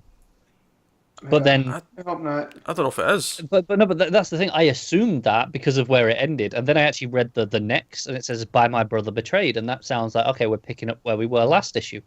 Yeah. So And I'm really confused. I do not. I cannot wait until this arc is at least over. At least this one had Lupacchino. What that? Yeah. What that? There's some really good like where it flashes to Wonder Woman and it shows her fighting with the Justice League. Like it looks so good. New 52 outfit as well on that. On Yeah. those. Yeah, that's fine. But put Lupacchino on Wonder Woman properly, please. Just do it properly. Yeah. And then the Deep Six showing up was pretty cool, but why? Like, oh yeah, Deep Six. Yeah, I like the because the Deep Six they're very like creature from the Black Lagoon. They're like a team of those, which is kind of cool. Yeah. I like those. Yeah, that's fine. Those are nice. That's was my cool. thing. There's ideas in this that I quite like in concept. It's a boring story. yeah, and I kind of like if you're gonna make him Diana's twin, do the whole Artemis and Apollo thing. One's day, one's night, right? I think And that's kind of what they're trying to go for with one But good they're one. not executing it properly. Like I don't feel like that's what it's doing. Like, yeah, make him more lecherous. Like make his vice be women. Like you know what I mean? Like they hint at it here, but I don't ever feel that. No, you know? I get it. Like because a lot of this, I go, okay, he's learned a lot from Hercules, and Hercules is that sort of dude. Yeah, And I never really get any of it. Like there's because you even have that line from Hercules that is like, yeah, I've made some mistakes in my past, and if you know your mythology, like he's the one that enslaved the Amazons. You know? Oh, yeah. So the fact, like, here's this kid that's, birthed from an Amazon, and, Hercules feels guilt about that. Like, there's a cool little blip there. Yeah, I'll tell you what the potentially cringiest line of the issue was, and annoyingly it came from Hercules. Go on.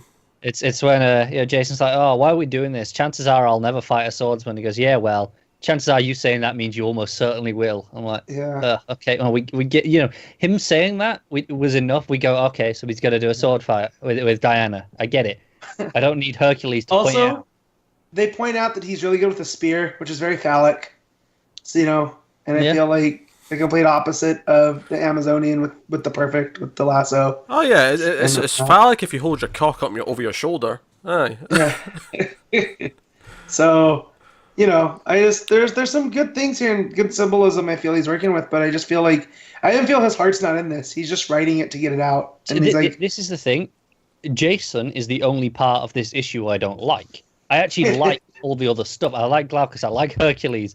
I like the art. It's just everything with Jason himself is boring as shit. I also, I don't mind them taking an issue to like give the villain backstory. Like I didn't mind them doing a Grail issue, but I did really miss Diana. Especially maybe it's just because I hate Jason. I'm like, no, where's Diana? Give me Diana back, please.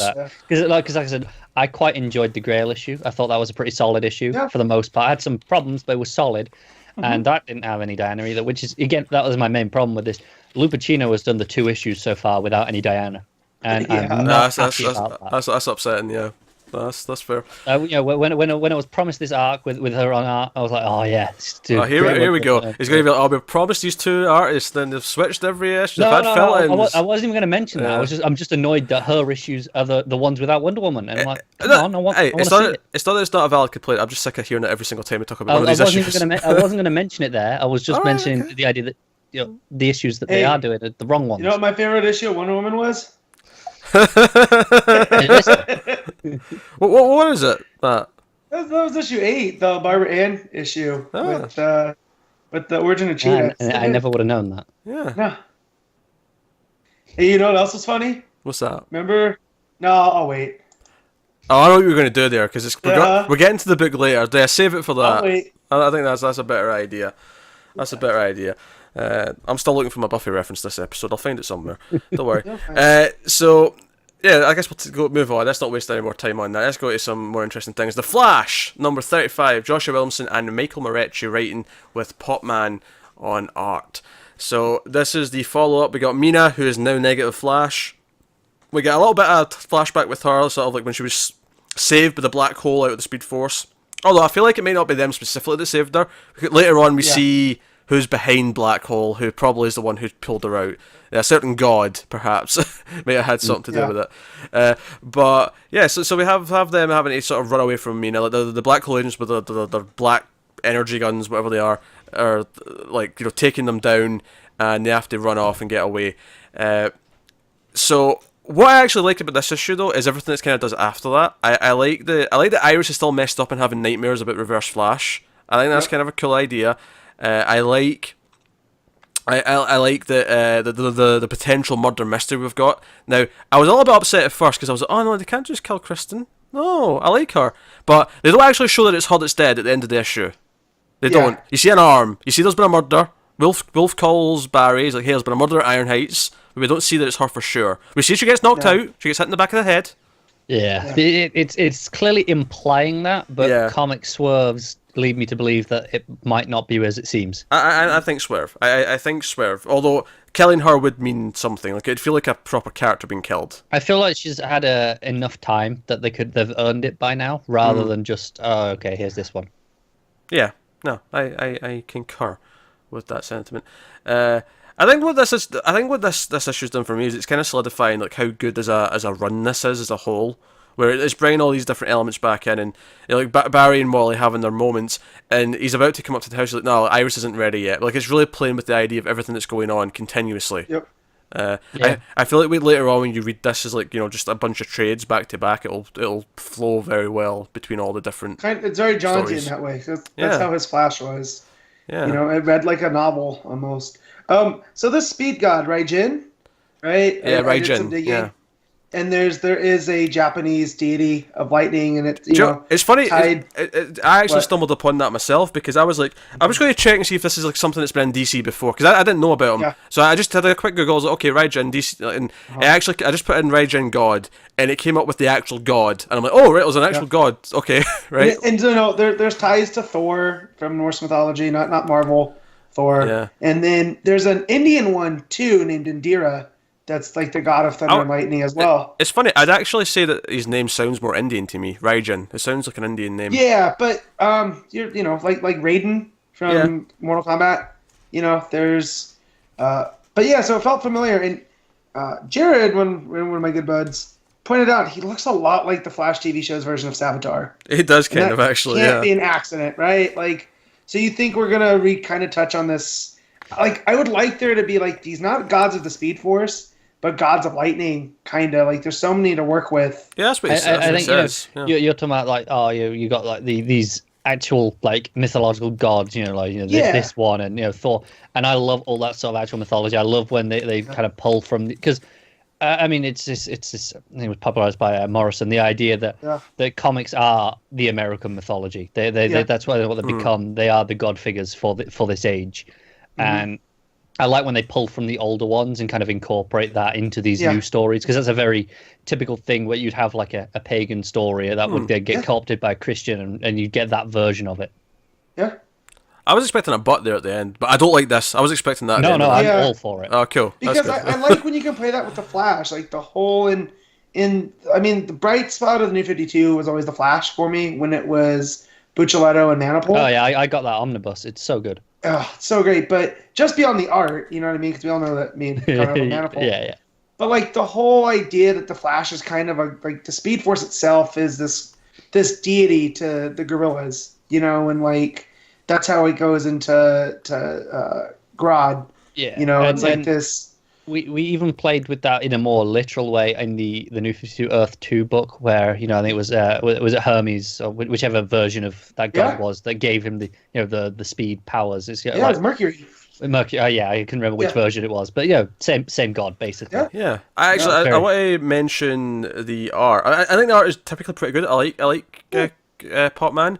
But my favourite scene actually is the scene with Kristen at night in Iron Heights, and it's like all shadows and dark, and she's got the little flashlight, and she's kind of sneaking around at night. I actually really like that scene. I think that scene works really well. Atmosphere. My only real criticism with the art is when Barry's chasing Mina, it felt like it didn't really have any momentum to it. It felt very just kind of standard to me, and I was reading that page, I was like, I missed Gio Domenico.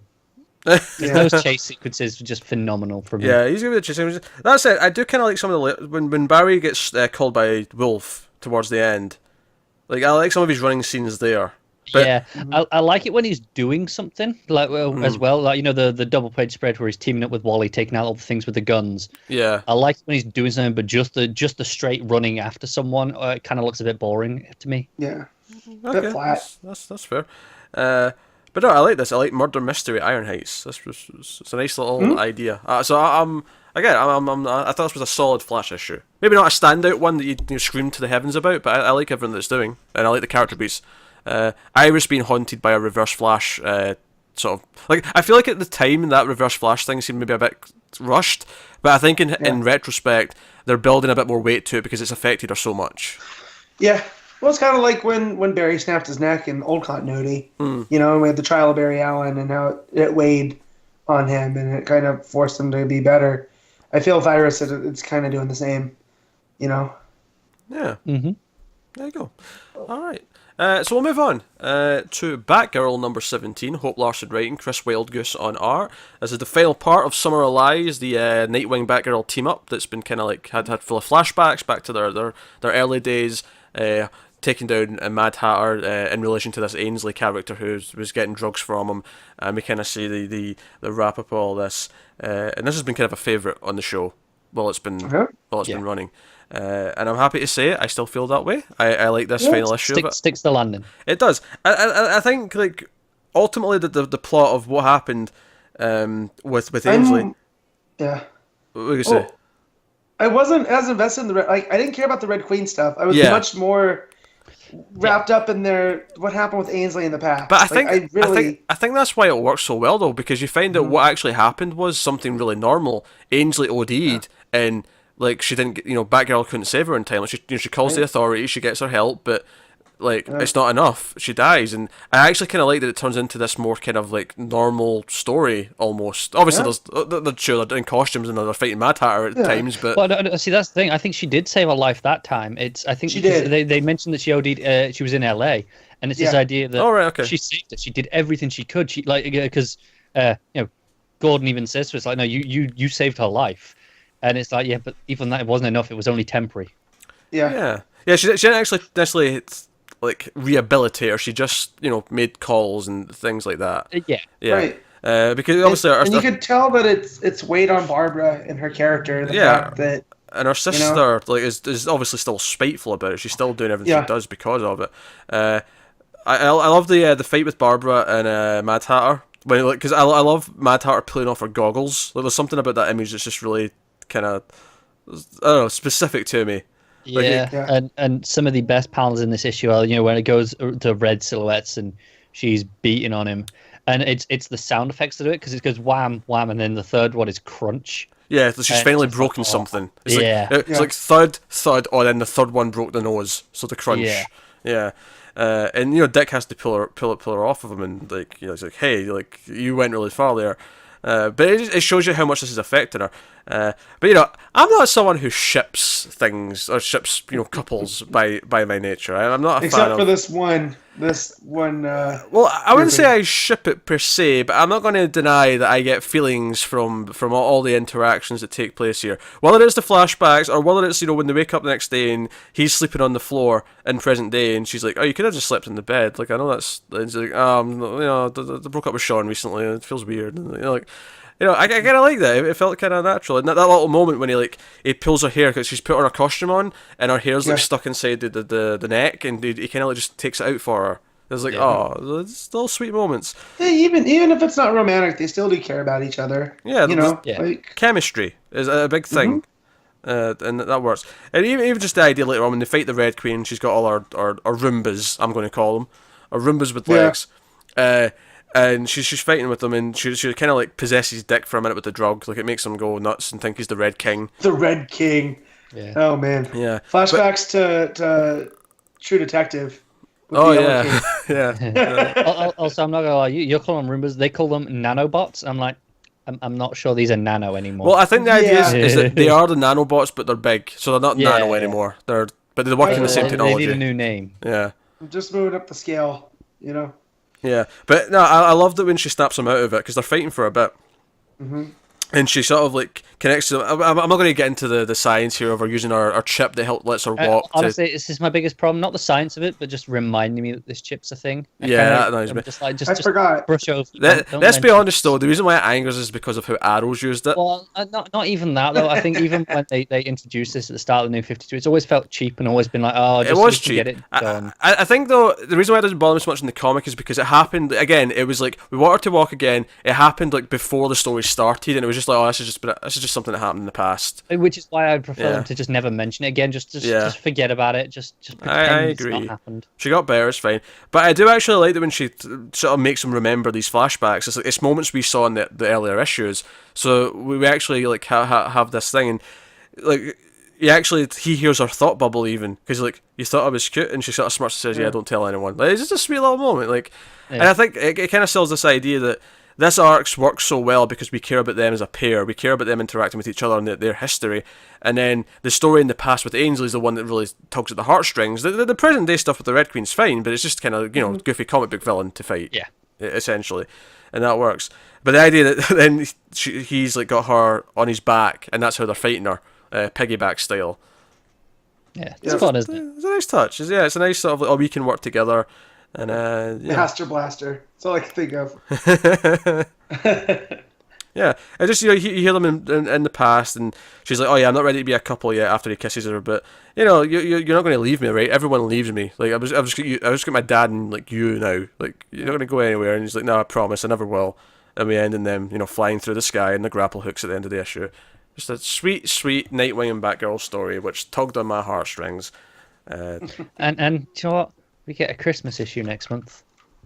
We do, yeah. It says Christmas next, it says which makes sense. Holidays. I'm like, yes. It's week 4, so it's like right before Christmas. Do you know what's really funny? Right after Christmas. I'm not really big on Christmas in general. I'm not big on a lot of Christmas movies, but I really like Christmas issue comics. Like when you get the specials and stuff. They work for me for some reason. I don't know why, but I'm looking forward to it. Cool.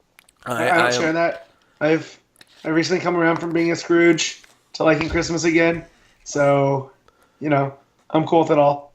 Yeah, but I enjoyed this arc a lot. It's my favorite arc of the book so far, and I'm excited to see where it goes. Yeah. So I'm happy camper. All right then, that'll take us on to Teen Titans number 14. Benjamin Percy writing, Khoi Pham on art, and I mean I don't care about this as much as Dick and Babs, but I'm not gonna lie. The idea of Damien and Emmy could grow on me over time. Yeah. Yeah. Apparently, when he turns into Wolverine to go save her. Yeah, because she gets so what? She gets shot in the arm at one point, and Damien's like, "Emmy!" and he pulls out these claws, and he's just like running to the bad guy. Gloves. He's Wolverine. Why am I getting the? Do you know what's annoying? I had actually planned to go back and read and catch up because I was like, okay, it's probably fun, and then I didn't have time. I was finishing my books late this week as it was. Well, it was really good though. I mean, that's a fantastic issue of Teen Titans. I thought. Yeah, it's Percy writing two characters I enjoy that he writes, and then you throw the rest of the Teen Titans. You've got this tidal wave coming towards the city, and Damien's like, "Hey, Titans, come and get me!" And they're trying to convince Wally to join the team again. So they all show up, and fun's had. And I love it when he goes all nuts when Emmy gets shot, and he's angry about it, and he's actually running up the building with these grapple or whatever, and the onomatopoeia's got a sniper rifle and he's just shooting at him, and Wally's running around him in slow motion just going, "How did you ever survive without me?" He's just grabbing all the bullets. Like he's the only reason why why Damien's not dead already. You know what's funny? I just realized this talking about this with you is you have Dick and older Wally are best buddies, right? Yeah. And here they're antagonistic with Damian and younger Wally, and I like that. For now, I feel like they're building a friendship though, because they shake hands at the end of the issue. I don't feel they're ever going to be besties, Maybe. like Wally and Dick are. I feel that John and Damian are more the besties in that way. That's fair. Yeah. So, but I do like the play on that is that Robin and Kid Flash are always super close. Yeah, so, I like this issue a lot. I thought the action was good. I love Damien getting angry about Emmy being shot and going to defend her honor almost in Damien's way with his claws. The way Kid Flash helps him do it sort of was a nice way to reunite them. The tidal wave stuff was fun. The art is because they're all flying around. Beast Boy is turning into a giant whale to help people, and Starfire's cracking jokes. He's like, "Oh, that's what you would call was it butt punch? No, kick ass, Starfire, kick ass." It was a very Demolition Man joke. Yeah. Also, when Beast Boy turns into the whale, he yells "cannonball" as he turns into this gigantic sperm whale, like Moby Dick. It's so funny. Yeah, it was a solid, fun issue from start to finish. Nice, bright colours, big moments. Emmy like turning them down again at the end. She's like, "Hey, like Teen Titans are better than I thought, but I'm still too cool to join." And then she kisses Damien in the cheek through the mask. Yeah, and like Davien's just standing there like holding his cheek, like, "Oh, I'm never washing this cheek again." But no, super fun stuff. Even Wally like poking fun at him was like, "Oh, who's your girlfriend?" And like Emmy's like, "I'm not his girlfriend." Yeah. All of it. Like, I had a giant smile on my face the whole time. She's too cool to join. That's what I like. Yeah. Nothing super deep, but it was just wall to wall. I had a smile across my face. Mm-hmm. And then the last page. Yeah, of course, yeah. Tim's watching in the back computer, and Alfred's like, "Hey, are you going to tell them you're back, Tim?" He's like, "Soon, Alfred. Soon." So we have the Super Sons crossover thing with the next month's issue, but after that we'll be getting to Tim. Apparently, will be involved in the Young Teen Titans. Maybe he's going to help set them up and be a better team because he's. Well, now I definitely need to catch up. Yeah, you I knew that perk his ears up. I can see how people would think that Emmy's just girl version of Damien with her history and whatnot, but I think that works out to her advantage, especially when Percy writes her, because she's coming to be more heroic, but she was kind of just as annoying as Damien was early on, where you're kind of just like, oh, okay.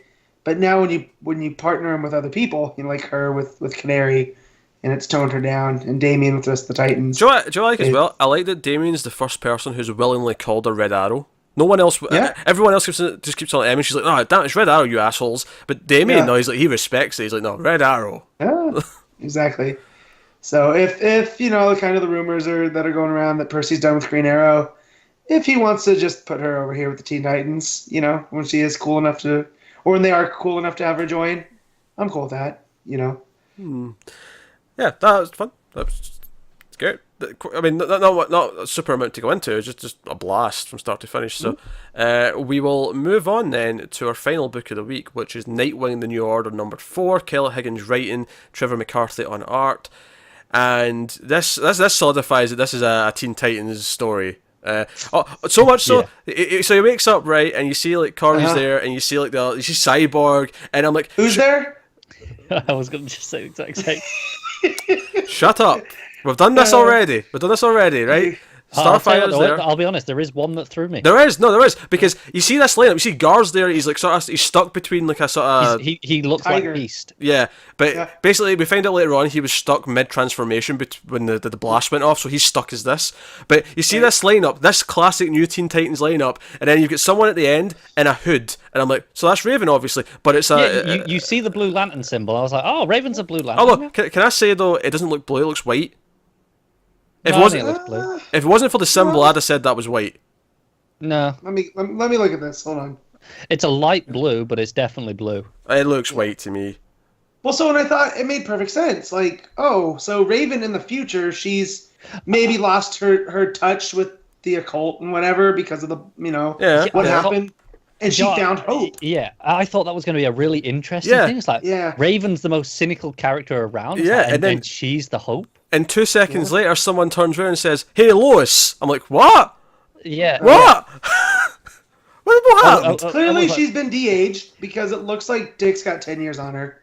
You know, so that hope light is really good for your ship. The only funny thing was, though, is I was thinking again, maybe because it was I didn't get the end of the last issue when I first read it, but this time I was thinking it can't be that Lois, right? It's not that Lois. And then later on, she references being a journalist. I'm like, come on now, like no, there's someone else. So people have kind of grilled Higgins over this, and he goes, "You guys just keep reading, please." Do you think it threw me because I was sure when I saw it first. I was like, "Oh, that's Raven." Yeah. Because the hood looks similar, and then it was like someone said Lois. I was like, "Wait, what? What?" Yeah, and like you say, it never even occurred to me as I was reading it, but yeah, she does look like younger than Dick. She looks younger than everyone else there. So, which maybe I'm thinking, is this Superman's daughter in this universe? Like, did he have a daughter that's called Lois? Maybe. Yeah. I mean, and her being a journalist wouldn't be outrageous, family tradition. It makes some sense. That said, I feel like, I know the cover for next issue has a Superman on it who looks very angry, so we'll see kind of where that goes. I do like the whole idea though of having a lantern on the team. I like that. Yeah. That was kind of missing. I like that it's a blue lantern as well. Cause it's different because they're not offensive. Yeah, so it's all protective and defensive and stuff. Because she even points that out. She goes, "Without a green, I have no punch." So. Yeah, but she can heal, and she can, she's. If you're putting together like in an RPG group, you need that, that healer character. Yeah. So the reason why Kate, Batwoman's so worried about Jake, Nightwing's son, is because apparently he may have his blood not only like resisting the stuff they give him, it's like it may be a cure. It may actually turn the powers back on, if you will. So the Titans are wanting to do this, and they've got a source inside the Crusaders that are feeding them information. So we see all this sort of stuff coming together, and they're going to go on this mission to try and save Nightwing's son, and they want to do this. We also get flashbacks. We get the story of Starfire and how she came to Earth, and it's kind of Jake. Those pages are gorgeous. They are. Yeah. And that's basically confirms this is set in post-crisis continuity, right? This is it's a version of it. Yeah. Because it's doing all of this to a point. And you even say, in fact, I would just go see if I'm correct about thinking this, but I believe if I go back to that flashback page, Raven's in that flashback. So her and Donna will probably be addressed at some point because they're both in that flashback. Mm-hmm. Yeah. So curious indeed. But no. Let's say I had fun. I feel like I'm having more fun with this the more I forget that Dick kind of murdered a lot of heroes. If I forget that part, the rest of this is solid. See, this is starting to make it more not justifiable, but it's making it more intriguing to me. That idea, because it's obviously that was the negative of it all. But here you have Khoi kind of go, yeah, I understand. We all understand. We know why this happened. And I'm kind of going, okay, this. When even these are like, okay, no, we understand this to a point, where it seems more palatable, if that makes sense. If everyone's kind of on board with this to some degree. Yeah, no, it does. I feel like I still have to sort of hear that the intent wasn't to kill them. It wasn't meant to do that. That was just a byproduct of what the goal was. I think that's probably what did happen. Yeah. Honestly, I think the biggest mistake they made with this book is how they pitched it to us, because that's what put me off right away. It was, oh no, he's a fascist and he killed all the heroes. I immediately went in with this negative attitude about it. If they'd just sold it to me as, no, the heroes are gone and they're outlawed and Dick's kind of the man against them, that would have been an easier sell. I'd be like, okay, so what drove us to that point? But they sold it to me in this kind of drastic way of, he killed them all and he's a fascist, and I'm like, no, I get you, but I'm glad I stuck with it because I was a fan of the first issue. I liked it. I thought it was a good issue. But I thought it was well done. That it was going to be it was well done, but I wasn't sure I really wanted to read the story necessarily. But now, here 2/3 through, I'm like, yeah, okay, I'm on board for this. Yeah. So no, obviously the big ending as well when they go to this place. Big surprise, Mr. Freeze is there guarding it. Hell of a design as well. Yeah. Joey, he actually looks kind of like one of the engineers from Prometheus. He has that kind of look to him. He's really tall. He's so tall and skinny. It's it's really threatening. This is also one of those things, you can see how actually corrupt the program is. Maybe Nightwing wasn't privy to that. is clearly they're keeping people with powers around if they're useful. Well, no, So, we you know, knew they're that putting anyway. people on 'Cause ice. that was Dick's plan. That he'd hoped that was what he was saying. That was the best case for Jake, where it's like maybe he can join the team. You know, of like the team. But it's different when it's Jon Stewart. You know. Yeah. When it's Mr. Freeze, who's a legit out and out criminal, right? That's been at odds with him for years. He shows up. You know. And then you remember they're putting people on ice. Of course, he's going to be around to. He's the one putting them on ice. Yeah. Yeah. You know. Well, Joe's funny actually. I made a crack in Teen Titans that there was a Demolition Man-esque joke, but then the idea of them putting them on ice is also very Demolition Man. There's a lot of Demolition Man references this episode. I don't know why. Now, if someone wakes up out of the ice and has knitting skills, we'll know. The 3 seashells. Yeah, he does not use the seashells. So Connor's not seen this, obviously. Otherwise, he'd be cackling away at our jokes. I would. The best thing about Demolition Man is the prevalence of Taco Bell in the future. It's like they won the food wars. Yeah, and I'm more than okay with I'm that. starving. Don't.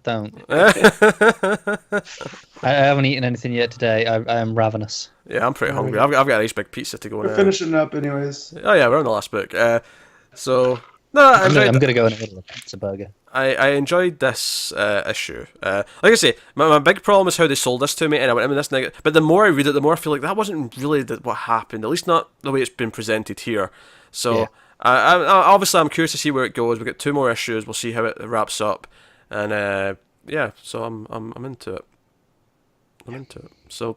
No, that is the issue 4 of Nightwing: The New Order, which leads us to what we do at the end of the show every week. We pick our favourites, we pick our best moment / panel, we pick our best cover, our best art, top 5 books of the week, and that's what we do. So, Connor, best moment / panel. This is actually the hardest one this week. For obvious reasons. For obvious reasons, there's so much to choose from.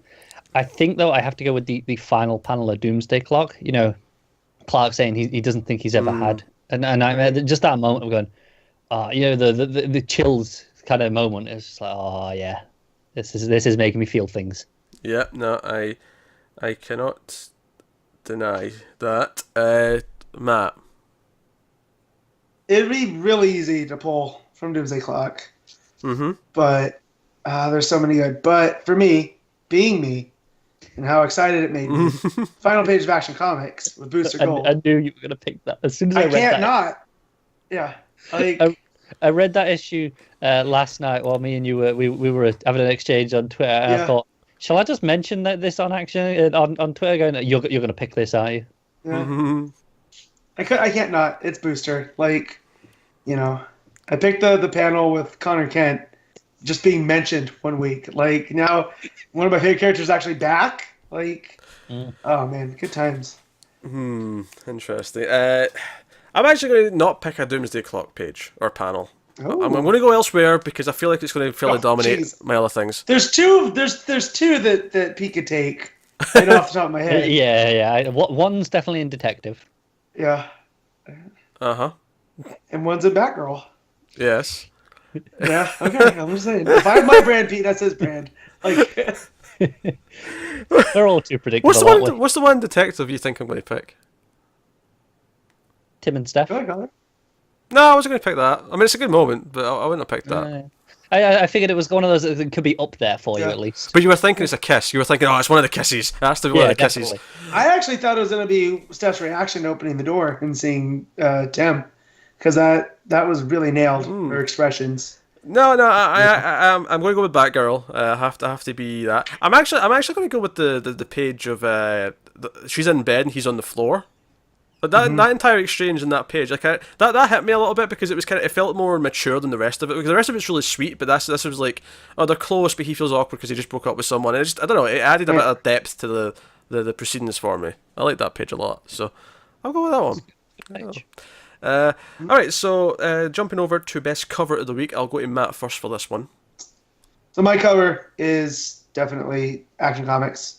It's Manipul. B, it's a perfect summation of Superman at this point in the story.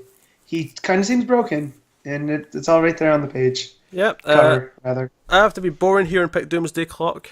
Now with this, I do mean the regular cover, and which isn't necessarily the best cover for Doomsday Clock, but I still think it beats the rest of the covers this week. Sure. What's Connor? He's shaking my head at me. That beat in the action cover is ludicrous to me. That is such a perfectly designed cover. And I don't know how you can. That Doomsday Clock cover is good, but it's by far the least interesting of the Doomsday Clock covers. Yeah, had it been the Frank variant, like with Superman being disassembled in clock pieces. Yeah, that's great. Or even the Rorschach one. I might have a harder time disagreeing with you. There's a simplicity to it that I like compared to the Superman one. Okay. There's a simplicity to it. I like this. So what Pete's telling us is deep down he's a nihilist, and he just the end is nigh really speaks to him. Speaks to him, yeah. All right, okay. So since we're riding me for my picks, we'll move over to best art of the week. I'll go first. Nice and easy. Doomsday Clock. Gary Frank takes the cake this week. Without a doubt. Yep. Without a doubt. Yeah. I like the art in Batgirl. I like the art in Teen Titans. I liked a lot actually. Mm-hmm. Yeah, I like the art in Wonder Woman. Best part of that book. Yeah, Lupacchino. But nothing's touching Frank this week. Oh no, nothing's Frank's touching him. on top form, and no one's coming close. All right, back to Connor first then for his top 5 of the week. Okay. So why is Wonder Woman number 1? On the worst list. Nailed it. That was a. Do you know what? That was funny because it was a terrible joke, and then he acted like it was the best joke ever. Yeah, so I did it. I think it was one of the, I just got caught by surprise. It was such a childish playground joke. It was like, yeah. So no, number 1 is Doomsday Clock because, well, obviously, I think I'm assuming you're all going to pick that because if not, I don't know why we're still doing this podcast. Number 2 is Action Comics. Number 3, Batgirl. 4, Detective, and 5, Nightwing New Order. Matt's the wild card. I feel like if anyone's going to pick another issue on Doomsday Clock, it's going to be Matt. Matt picking Action, but I don't think he'd dare. Not really. It's the only semi-plausible thing that could happen that would shake this up. But go on, you go, Matt. Top 5. Yeah, no, I have to pick Doomsday Clock. Number 1, it's Gary Frank on art. 2, it's Geoff Johns, my favorite writer, probably of all time. So that's the 3, combination. It's a phenomenal issue.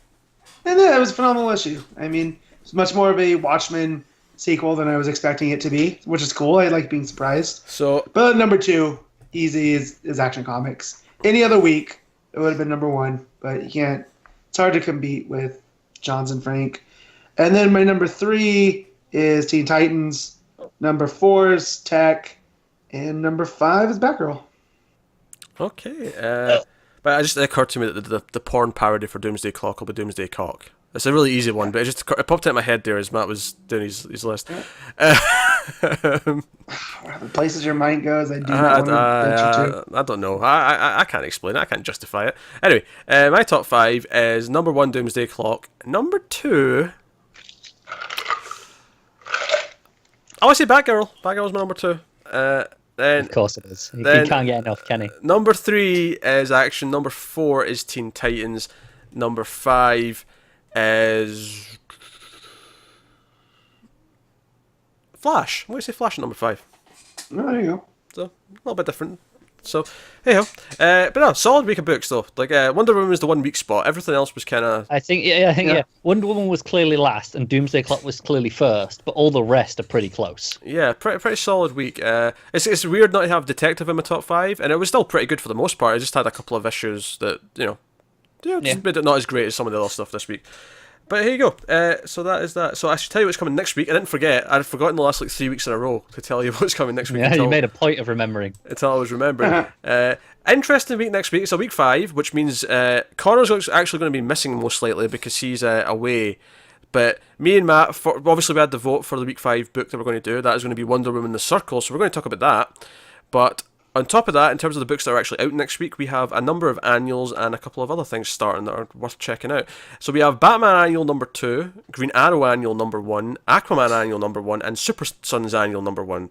So really interesting mix of annuals there for us to dig into. And then on top of that, we have the beginning of 2 prestige books. We have Batman Creature of the Night, which is the basic kind of follow-up to Superman's Secret Identity, which I'm really excited about. And then I know Connor's ashamed that he's missing this one, because Mystic U starts next week, which is the... Not gonna lie, this is my priority read next week. Magic School Zatanna, Hogwarts, DC Universe style. So that's all a thing.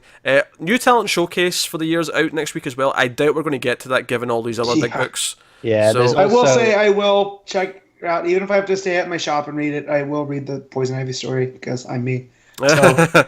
You can report in, but it's actually a surprisingly stacked week 5. There's also the Hal Jordan and the Green Lantern Corps 33 is next week as well. That got pushed. Oh yeah, I forgot that got pushed. That's a fair point. There's also a Just Leave America annual as well, which we won't be covering. And a Harley Quinn special called Be Careful What You Wish For? Has that been pushed, maybe? I'm not Hasn't pushed, so it's not on here. Okay, well, that's something that was solicited at some point. Just side note, the Flash by Geoff Johns book 4 comes out next week as well. Yeah, I noticed that, yeah. Though the 5th one will be the last one, so they're almost done collecting them in thick trades. Yeah. Also, I saw on Twitter this week, Tom King posted a panel from Batman Annual number 2. Because isn't it Lark? Holy shit, it looks incredible. I believe so. It is Lark, yeah. Yeah, as much as I want him to get back to Lazarus, I'm not going to say no to some Batman. Oh, man. Lark. Yeah, but that's... I feel it's such projects like this is why he's taking a break from Lazarus. You know, so he can work on other things. I'm just calling it now. I've not looked at all of them, but I'm not here, so I'm just gonna spoil it. My cover of the week next week is that Batman. That Lee Weeks cover is fantastic. Well, me and Matt will keep it to ourselves because you can do whatever, but that cover it even beats out Zatanna on Mystic U. Oh my, that's the best big things coming from Connor. Yeah, exactly. So we have a week 5, but it's actually quite a nice meaty week 5 for a change. So me and Matt will be there with you, and I shall warn you that we may have to record at a different time next week, which might actually be earlier than usual. It might be later than usual. It might be Sunday instead of Saturday. It may be Friday instead of Saturday. But it will be different next week. So we don't know. We have not locked in exactly when we're going to do it yet next week. But it is coming. Don't worry about it. But it just means we have to figure out when we're fitting it in. I mean, it's all you can blame Scott Snyder and Capullo doing a signing. Yeah, that's basically it. Matt said I'm not recording at the normal time next week because there's a signing with those two on that I have to go to. So blame Matt for it being at a different time. No one blames him for that. Yeah, granted, I looked it up, and it's at the shop that's all the way across town. And had it not been both of them, it would be easier just to come record. So, but it's also limit one thing per person, which yeah, I might just be sending a friend to get something signed. I don't know. I've already met both of them. All right, so we might record at this usual time then. Okay, I will let you know. Yeah. All right. If they set that limit, then we're good. Basically, there will be an episode next week. Yeah, they just don't know when. Exactly. Yeah.